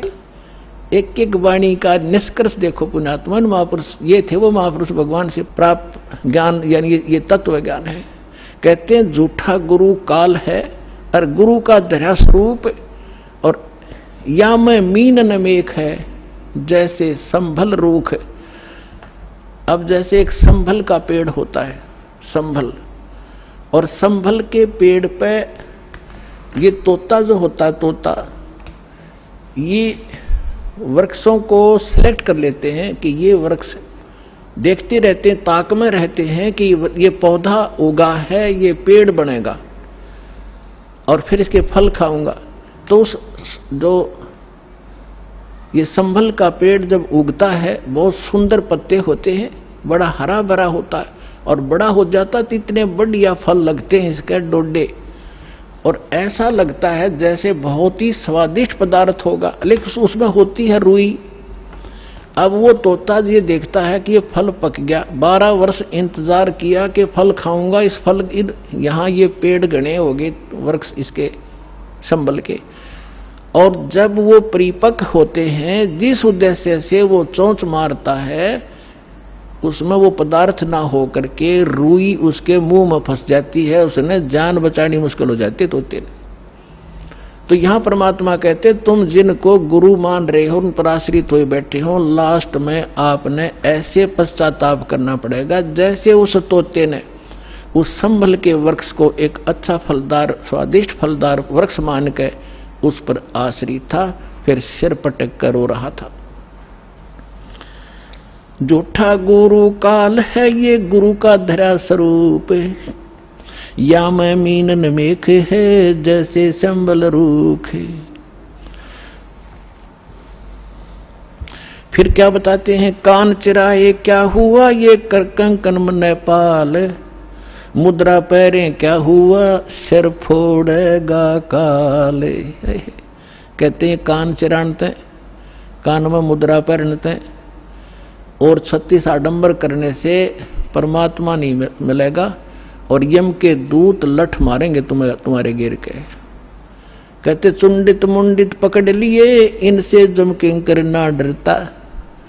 ये चुंडित कति जटा बड़ा बड़ा को बड़े बड़े राखों ऋषि दिखाई दे, और कति घोटम घोट करा रखा साधुपना दिखाने के लिए। कहते इन यम के दूत ना डरते इन बकवादों से, वो तो सत मंत्र जो सच्चा नाम जिसके पास होगा उससे भयभीत होते हैं। फिर क्या बताते, मौन रहा तो क्या हुआ ये बोले से नो भेवे, मौनी वक्ता एक है ना पर से जल देवे। अब जैसे एक नकली था, आडंबर करे बिना इनका काम चला नहीं, दुनिया आकर्षित नहीं हो। एक ने कहा कि मौन धारण कर रखा उसने। एक कबीर पंथी घीसा पंथी संत था, और दास को पहले नाम देने का आदेश नहीं था जब तक 1988 से 1994 तक। तो दास इनको संत मान के इनसे परमात्मा ने इनकी तलाशी दिवानी थी मेरे तक, उससे मिलता था, चर्चा होती थी। एक दिन मैं गया तो क्या पता चला कि महाराज जी तो मौन व्रत रखा है 41 दिन का। मैं चलो भाई ठीक है, मैं बैठ गया तो वो निकला गुफा से बाहर।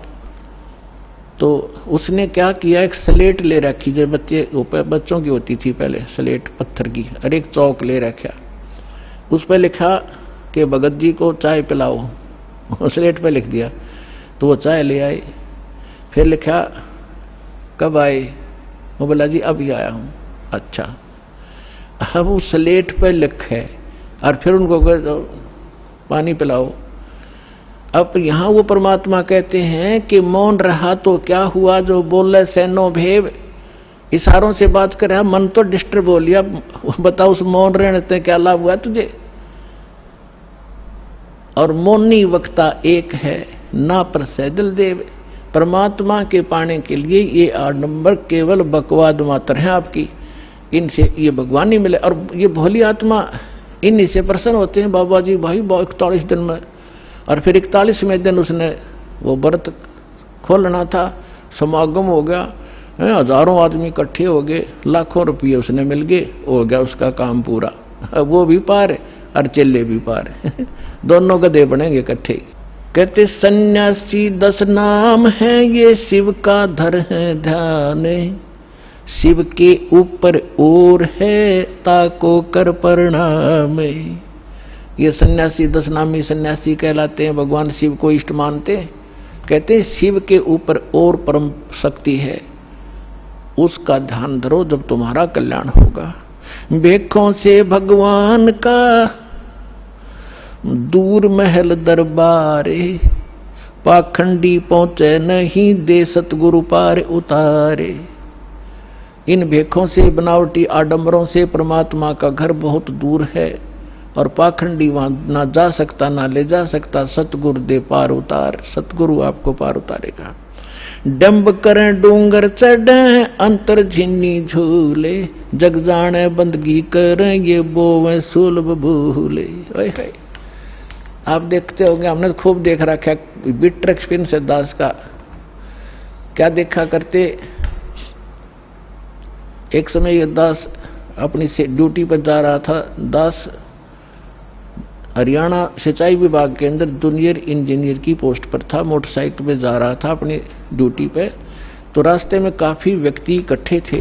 एक ऊंचा सा स्थान था गांव में बाहर, और उस जंगल था वहां पर। वहां क्या देखा, एक बाबा जी बैठा, और दूर से दिखे 10-20 भगत बैठे। मैं भी चला गया उधर जाकर देखने के लिए। जब तक ये दास को ये ज्ञान नहीं था साधु संत की ऐसे अट्रैक्शन होती थी, तो वहां बैठे काफी लोग बैठे, दूना ला रखा, इन्होंने सुल्फे पीवे, भर भर चले वो भी पीवे, और जावन 10 रुपये चढ़ा दें। और तो अब वो ऊंचे पे न्यू बैठे सब न दिखूं ताकि मेरे पुजारी आ जाए। तो क्या है, तो यहां क्या कहते हैं, डंब करें, पाखंड करें और डूंगर चढ़े, यानी ऊपर ऊंचे स्थान पर टिल्ले पर जाकर बैठेंगे और अंदर कोरी बकवाद, अंतर झिन्नी झूल और जग जाने यो बंदगी करे। आम जनसाधारण तो ये समझता है कि वो भक्ति कर रहा होगा, तो परमात्मा कहते हैं ये बो है सूल बबूल, ये तो अपने भविष्य में की करके कांटे बोन लाग रहा है, कर्म फोड़ रहा है अपने। डंब करे डूंगर चढ़े ये अंतर झिन्नी झूल, जग जाने बंदगी करे ये बो है सूल बबूल।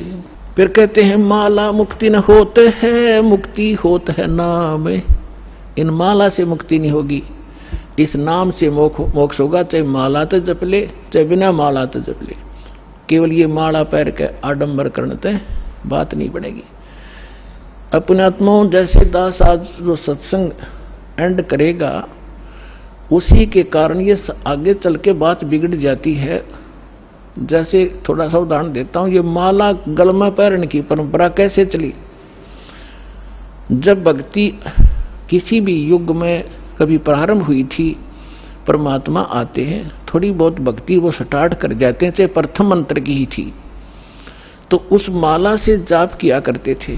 तो पहले क्या करते थे, जेब कपड़े वस्त्र इसे होते नहीं थे, माला से जाप किया और माला को आदर के साथ गले में डाल लिया करते। वो लोग दिखावा नहीं था, वो सिर्फ अपना सुरक्षित स्थान और आदरणीय स्थान सीने से लटकी रहती थी, और जब उसकी आवश्यकता पड़ती उसको जब जाप कर लिया करते थे। तो जिसके गले में माला होती वो जाप करते थे, तो बगैर मर्यादा के उन मंत्र करने वालों से अगर किसी को दुआ निकल गई वो सफल होगी। तो गृहस्थी आदमी ने को किसी ने आशीर्वाद दे दिया, उस माला वाले ने जाप करनी ने, तो उसको लाभ हो गया, तो उनकी पूजा शुरू होगी, अपने घर घर बुलाने लगे। जब यह थोड़ी सी भक्ति डाउन होने लगती है तो फिर ये पहचान मान ली कि जो गल में माला डाल रहा है ये भगत है और इसकी पूजा सेवा करने से बहुत लाभ हो जाए। तो हम दो भागों में बट गए। तो जो माला डालने दिखता उसको हम भगत और संत मान लेते, उसकी सेवा करते, चरण धोते और उससे थोड़ा बहुत लाभ उसको मिल जाता। अब कैसे, वो तो ऐसा था जैसे एक किसी ने अपने टायर में हवा भर रखी है और उसमें से लाकर दूसरी ट्यूबर दूसरे के टायर में डालता रहे, तो थोड़ी बहुत आ जाएगी, उसका भी काम ना चले पूरा और उसकी खत्म हो जाएगी। तो ऐसे बात बिगड़ती चली गई। तो ऐसे हम इन नकलियों को जो गल में माला डाला करते, प्रारंभ में तो ये भगत थे, फिर मर्यादाहीन होने से अपनी संग्रहित कमाई को यहीं डिस्ट्रॉय कर जाया करते थे और दोनों यहीं के यहीं रह जाते थे। तो इस प्रकार ये माला का वो प्रचलन चला था। तो फिर लोगों ने जब नो देखा कि माला जिसने डाल रखी है उसको भगत मानते हैं, फिर पाखंडी ने दो डालनी शुरू कर दी। तो क्या कहा करता, को पूछता भाई दो क्यों डाल रखी है भगत जी के, दोनों हाथों जप्या करूं मैं। तो उन्होंने सोचा भाई यू और बड़ा भगत होगा तो उसकी और ज्यादा पूजा शुरू होगी। तो जिसने फिर 3 4 डालनी शुरू कर दी तो 4 वाले ने ज्यादा पसंद करने लग गया आम भोले भगत। तो न्यो भट्ठा बैठ गया।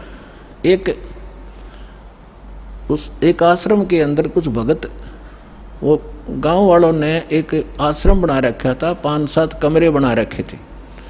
इसी तरह हम ज्ञानहीन होने से हम इन नकलियों के मजदूर बने रहे। हम इनको ये थोड़ी बहुत भक्ति कर दे जैसी, और फिर हम उनसे सेवा करके रोटी टूका खुआ कर थोड़ा बहुत राहत हम ले लेते, हम इनके भिखारी बने रहा करते थे। अब दास चाहता है कि घर घर में सब धनवान हो, भगवान के खजाने में कोई कमी है, जो भक्ति करेगा वो धनी हो जाएगा, भगवान की भक्ति का सारे सुख आपको प्राप्त होंगे, हम क्यों किसी के मुंह की तरफ देखेंगे। फिर तो क्या था, उसमें 5-7 कमरे बना रखे थे, वहां पर साधु संत आया करते थे और गांव के लोग वहां सेवा करने जाते थे। तो वो क्या किसकी सेवा करा करते, जो ज्यादा भजन करता दिखे उन्होंने क्या पहचान कर रखी थी कि ज्यादा भजन कौन करता है? जो सबसे पहले उठ कर स्नान करके और अपने भजन पर बैठ जाता है। तो भगत वहां जो रहते थे सेवादार का तो गांव वाले उनसे पूछा करते थे कि आज पहले कौन सा उठा था, कि आज जो उनके लंगोट सूखा करते बाहर, एक एक कॉपिन रखते थे, वो धो के सुखा के और अपने भजन पर बैठ जाते थे। तो जो सबसे पहले बता देते थे कि ये उठा था सबसे पहले, ये इसी का लंगोट सूख रहा, तो उसी की पूजा ज्यादा लोग करने लगे। और दूसरे जो लेट उठते थे उनको वो विशेष ध्यान नहीं देते थे, उसी का पूजा करनी, उसी को प्रणाम करना, उसी के पैर दबाने। तो दूसरे एक उनमें नकली था, आलसी सा आदमी, उसने सोचा भाई यू क्या चक्कर है, इसकी पूजा क्यों हो रही है? तो उसने पता चला कि वो बखत उठा है, इसलिए यार इनने पहचान कर रखी है लंगोट की, इसका पहले सूख क्या पावे। वो क्या करने लग गया, उन तो सबसे पहले उठा 8 घंटा, और इतना आलसी था और नाव भी ना था, लंगोट ने पानी में बेकर सबसे पहले टांग दे उड़ा और उल्टा सो जावे। तो वो उन्होंने पूछा भाई ये किसका लंगोट है? कि ये इस महात्मा का है।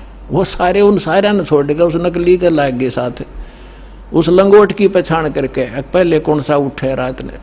तो हम न्यो भक्ति का नाश कर लिया। तो यहां परमात्मा कहते हैं माला मुक्ति न होते है, ये मुक्ति होते है नाम।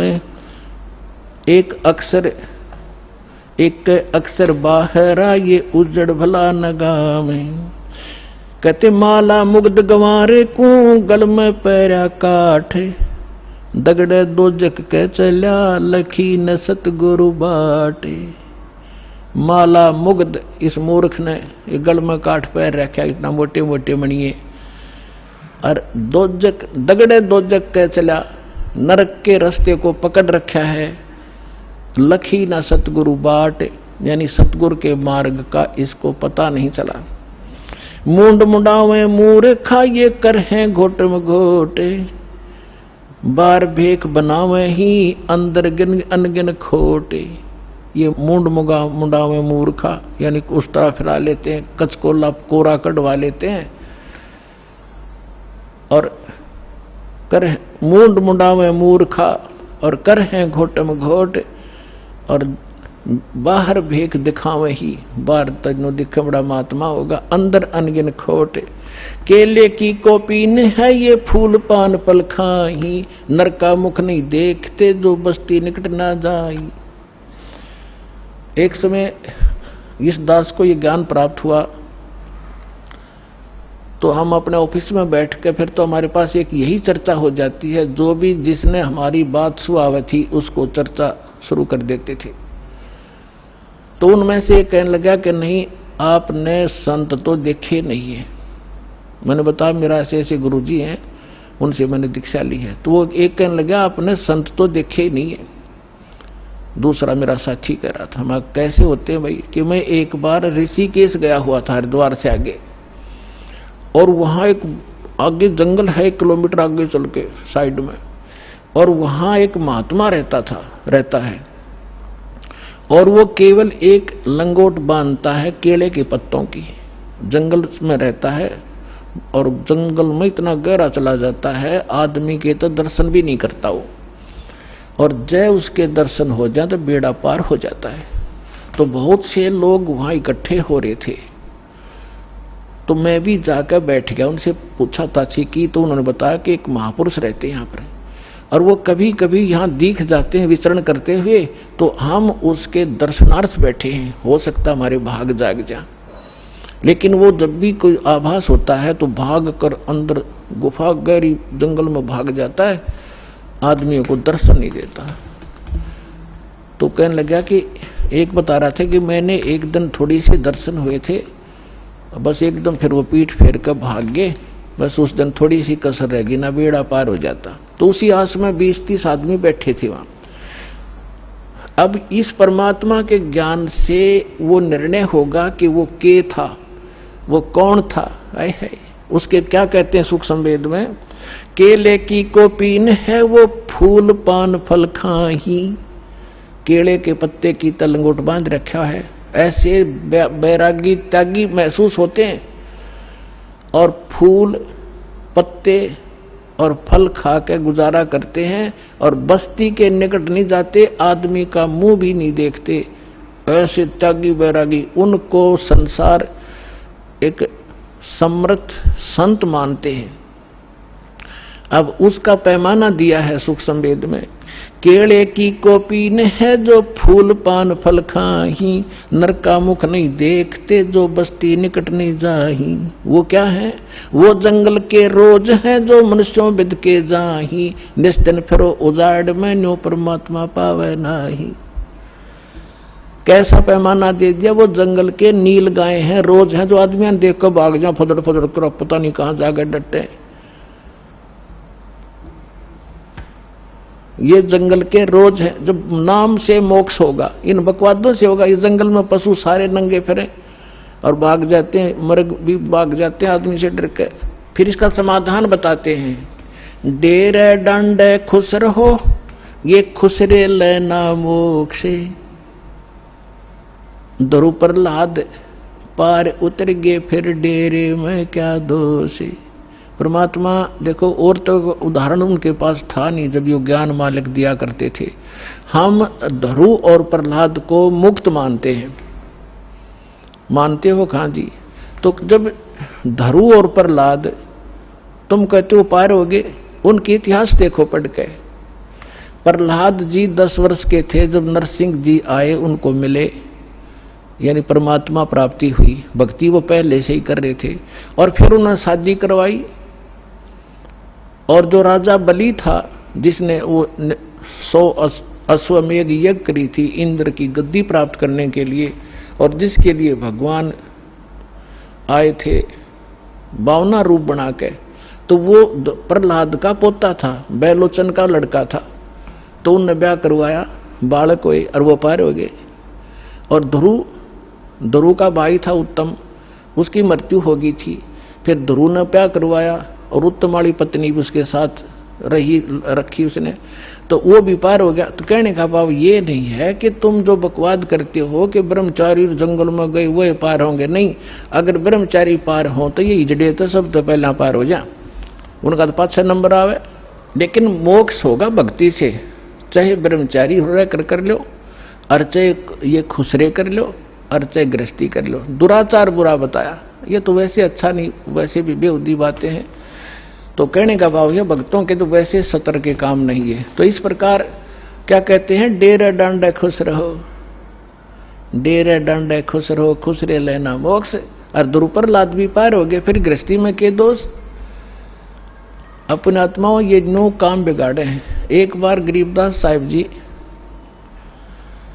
जब परमात्मा से परिचित हो चुके थे और अपना ज्ञान प्रचार भी करते थे, कोई उसके उनके पास आ जाता था तो ज्ञान भी देते थे, दीक्षा देते थे, केवल सिंपल सी, ये मूल ज्ञान नहीं देते थे। फिर भी उनसे बहुत राहत मिलती थी, वो समर्थ थे, आशीर्वाद से भी लाभ देते थे, संसारिक सुख दिया करते। तो उन एक आपको बताता हूं इनकी कैसी दुर्गति होती है। जग जाने यो बंदगी कराइए बोवें सूल बबूल। एक बेरी गांव है रोहतक जिले में, अब वो जन्म हो गया। तो वहां का उस गांव का एक व्यक्ति था हरलाल नाम का, और वो धार्मिक व्यक्ति था घना। उसने एक साधु रख लिया अपने घर पे कि महाराज आप यहां रहो। उसके लिए एक चौबारा बनवा दिया ऊपर, आप यहां रहो, हमने सेवा मिल जाएगी, हमारे कर्म बन जाएंगे, आपकी भक्ति बन जाएगी। आपने भक्ति करनी है, आप बाल ब्रह्मचारी हो, घर छोड़ रखा, कहाँ भाई, ठीक है, होगी सेटलमेंट। उसका ऊपर चौबारा बना दिया, एकांत में उसको बढ़िया भोजन दे सुबह शाम, और वो अपना भजन करे, जैसा भी वो सोच रहे थे भजन करे। और वो भजन उसके पास भक्ति थी नहीं हुआ। तो क्या हुआ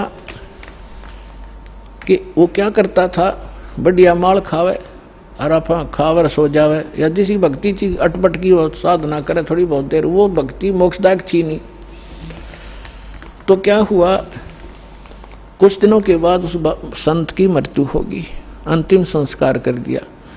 तो पहले क्या करते थे कि गांव के जो किसान लोग थे बैलगाड़ी रखा करते थे, और ट्रांसपोर्ट का जो काम होता था आजकल ट्रकों से होता है, पहले बैलगाड़ियों से करा करते थे।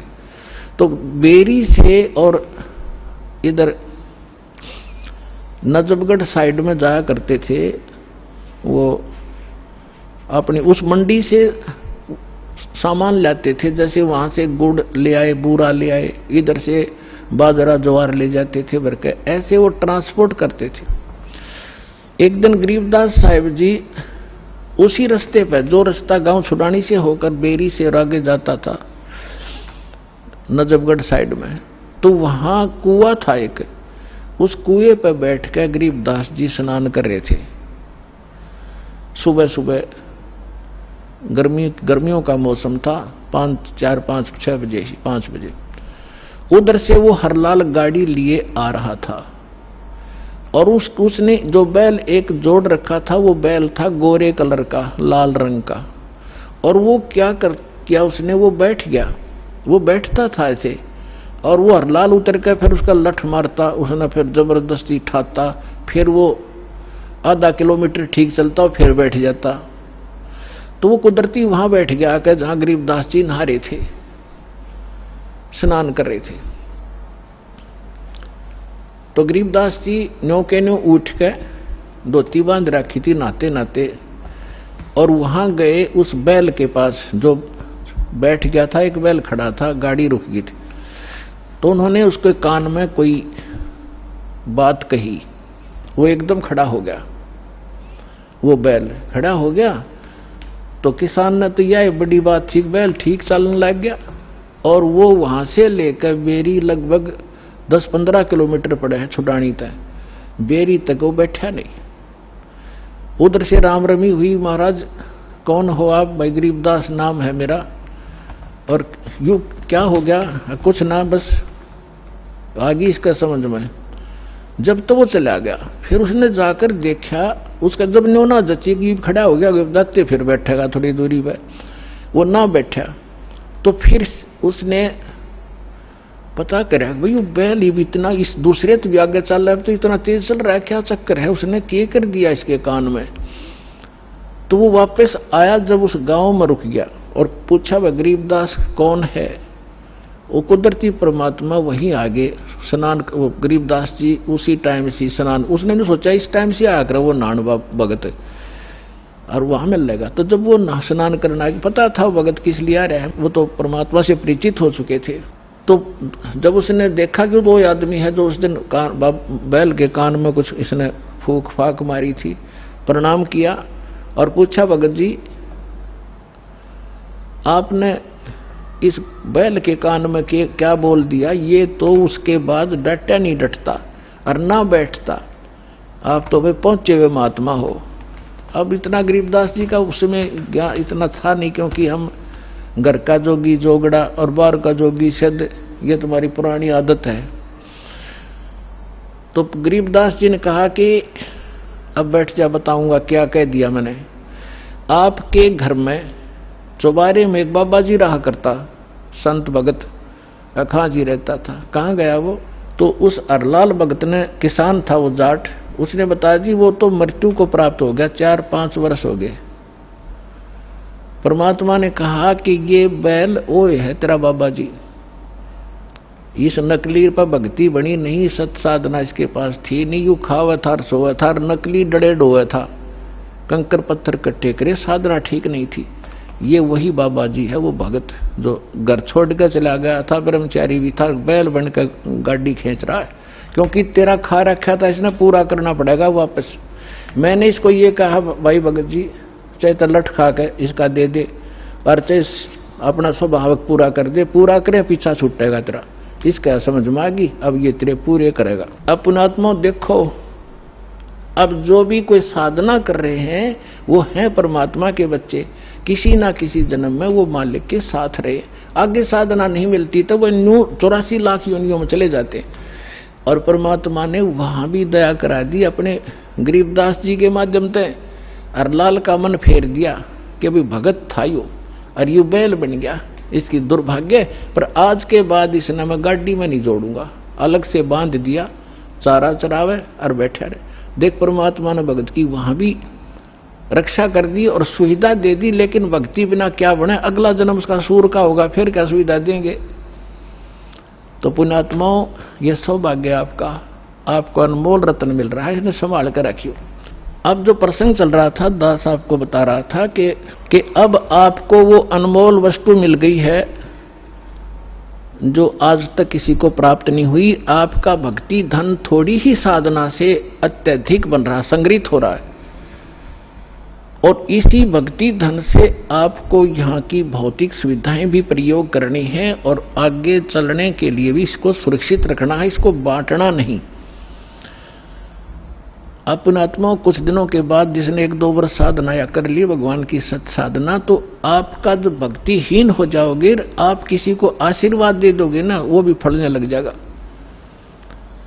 आपका पंचर हो जाएगा और उसमें हवा भरने लग जाएगी, आप भी डाउन हो जाओगे, यही रह जाओगे। आपकी गाड़ी खड़ी हो जाएगी और उसने उसका लाभ होना नहीं, क्योंकि दोनों को फुल एयर चाहिएगी टायर में आगे गाड़ी बढ़ाने के लिए, और वो अलग सिस्टम है जो दास आपको दे रहा है।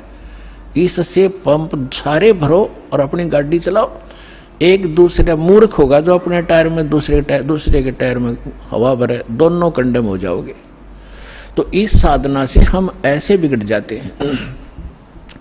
जो प्रसंग चल रहा था कि ऐसे जो जन्म मनुष्य के होते हैं वो ऐसे होते हैं जो पुनकर्मी प्राणी है। जैसे अब ये भक्ति युग चला है, अभी 1-2 वर्ष और बाधा रहेगी, थोड़ी बहुत, ज्यादा नहीं, क्योंकि समझदार हो, बुद्धिमान हो, सबको ज्ञान हो गया, अब कौन किसकी सुनेगा।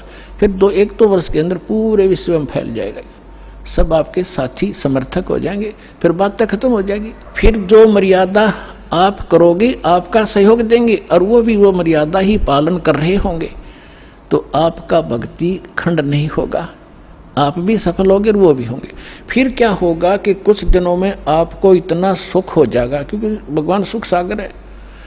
तो ये सावधानी बरतना कि इस सुख में परमात्मा से दूर ना होना, क्योंकि ये सुख मालिक से दूर करता है, और उसको होगा जिसका नाम खंडित हो जाएगा। या सांसारिक सुख, जैसे किसी व्यक्ति का नाम खंडित हो गया या किसी कारण से उसने नाम त्याग दिया, 2-3 वर्ष साधना करके वो चला गया, अब उसको फिर भी सुख हो रहे हैं और वो भक्ति भी दूसरी करने लग गया, या भी छोड़ दी है, या यही मंत्र कर रहा है, उसने आना बंद कर दिया है, तो वो कनेक्शन तो कट गया।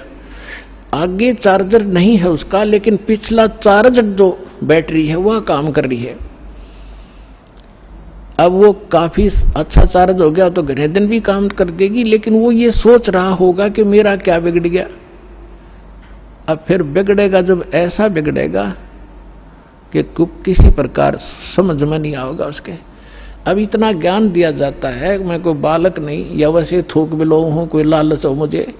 2 रोटी भगवान ने दे रखी थी, जेई की नौकरी थी, बढ़िया काम चल रहा था, परमात्मा ने पहले भी ठीक से घर में गुजारा ऐसे जन्म दे रखा था जहाँ रोटी टाइम पर ठीक मिले थी। तो दास ने पता चला कि मेरे जैसे दुखिया सारे ही हैं जिनको भगवान की चाह हर धक्के खा रहे हैं। मुझे पता लग गया, तो सबको आवश्यकता इस भगवान की, इस ज्ञान की। तो इसलिए दास ने इस पर कदम उठाया। तो इस प्रकार जैसे आप जो सफल होगे।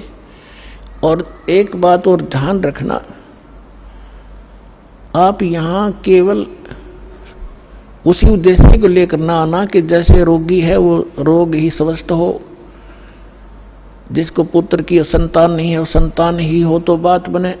अगर संतान भी आपको आवश्यक होगी देनी तो यही मिलेगी, पृथ्वी पर कोई नहीं देगा आपने।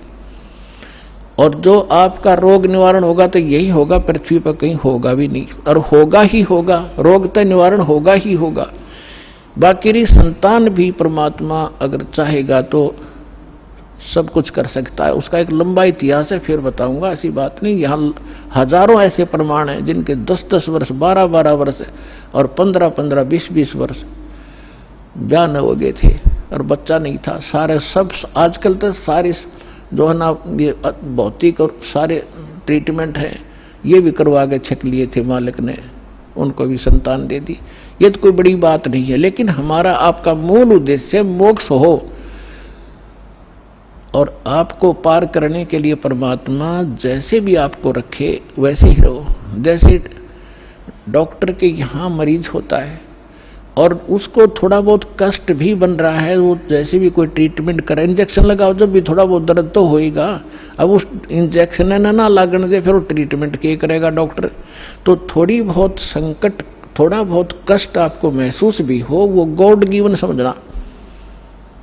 किस लिए परमात्मा हमें उदाहरण देते हैं अपने ऊपर ही।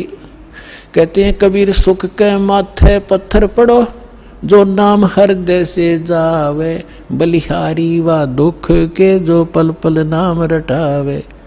परमात्मा कहते हैं तुम ऐसे मांगना मेरे से कि हे भगवान, इसे सुख के आग लगो जिस जो आपसे दूर करे। हे परमात्मा, ऐसा दुख बलिहारी उस दुख के, ऐसा दुख बना रहे जिससे आपकी याद बनी रहे, ऐसा सुख ना देना भगवान जो आपसे दूर करे। तो आप ये समझ लेना, छोटी मोटी जो ठूठा आपका रख रहेगी ये गॉड गिवन होगी, ताकि वो मन बकवाद ना करे, इसने मौत दिखे जा, और तभी ये भक्ति करेगा, न करने ना दियो। ऐसा खतरनाक एलिमेंट है ये। तो पुणात्मा, ये परमात्मा का ट्रीटमेंट चलेगा जब आप इसकी शरण में आगे। डॉक्टर के हॉस्पिटल में एडमिट एक पेशेंट अपनी चलाओगा तो वो रोग नहीं कटवाना चाहता, वो तो बकवाद कर रहा है, व्यर्थ में टाइम वेस्ट कर रहा है। तो आप यहां आगे हो, भगवान कोई बालक नहीं, आपके भविष्य की जानता है।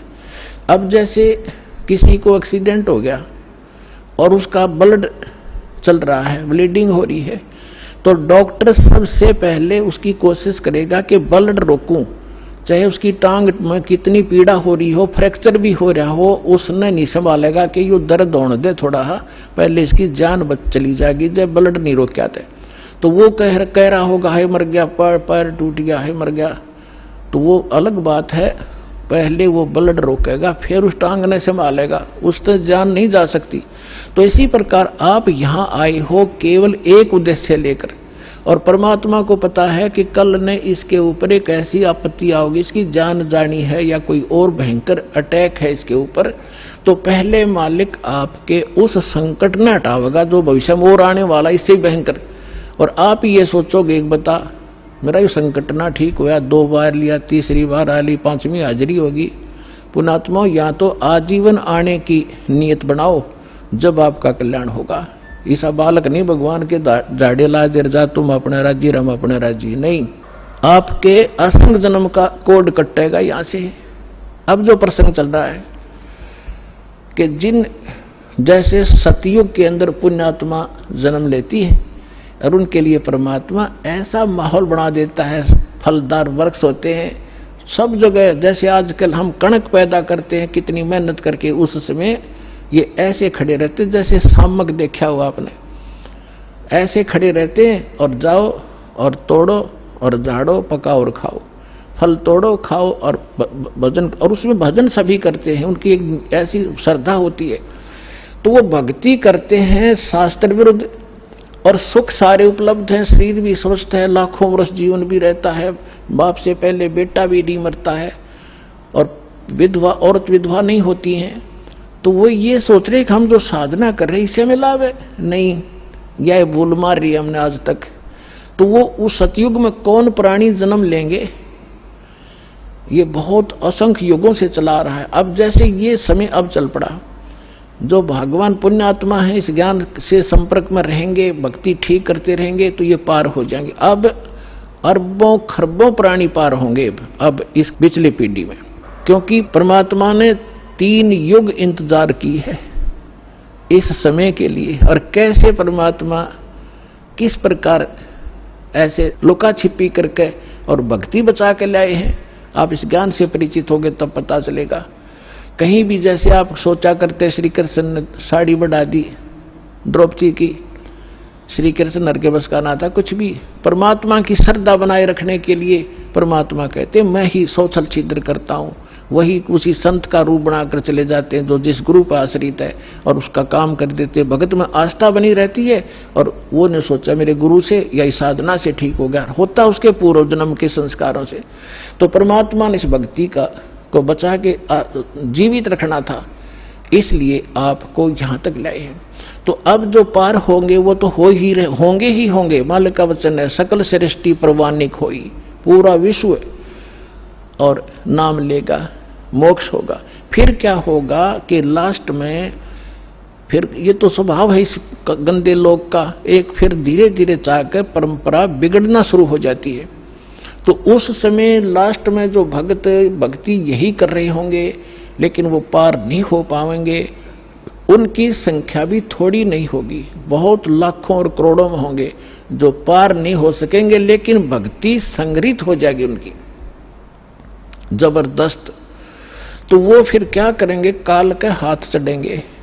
उन्हीं में से ब्रह्मा विष्णु महेश ये देव और ये सब बनाए जाएंगे, गणेश और ये जो जितने भी देवता हैं, इंद्र, कुबेर, वरुण, धर्मराज, ये 33 करोड़ देवता इन्हीं में से सिलेक्टेड होते हैं। और फिर इनको ऊपर रखेगा, ऊपर के लोकों में इनकी पुण्य इनके साथ होंगे। फिर वहां इसका टैक्स है, अपना टैक्स अलग लेगा और अपना वह माल बेचेगा वो न्यारा। तो इनके पुण्य समाप्त जब हो जाएंगे, फिर ये दोबारा सतयुग में जन्म लेंगे। वो पिछले वाले जो ऊपर लुटन लग रहे हैं वो इस सतयुग में आएंगे, और अब वाले फिर काफी वर्षों के बाद वो आएंगे फिर सतयुग में। अब सतयुग में होंगे ये भक्ति संग्रहित प्राणी जो अब करेंगे। शास्त्र अनुकूल साधना अब मिली इनको, आज तक शास्त्र अनुकूल साधना नहीं थी। 4 युग का हिसाब लगा के देख लो, जब किसी के पास आज तक ये शास्त्र अनुकूल साधना हो या भक्ति की हो किसी ने। तो भक्ति अभी शुरू होगी, तो इनमें से बचे हुए फिर उसी गेड़ में आगे सतयुग में जन्म हुआ, फिर वही त्रेता में, द्वापर में, और फिर कलयुग के इसी समय में फिर दाव लगेगा इस मोक्ष का।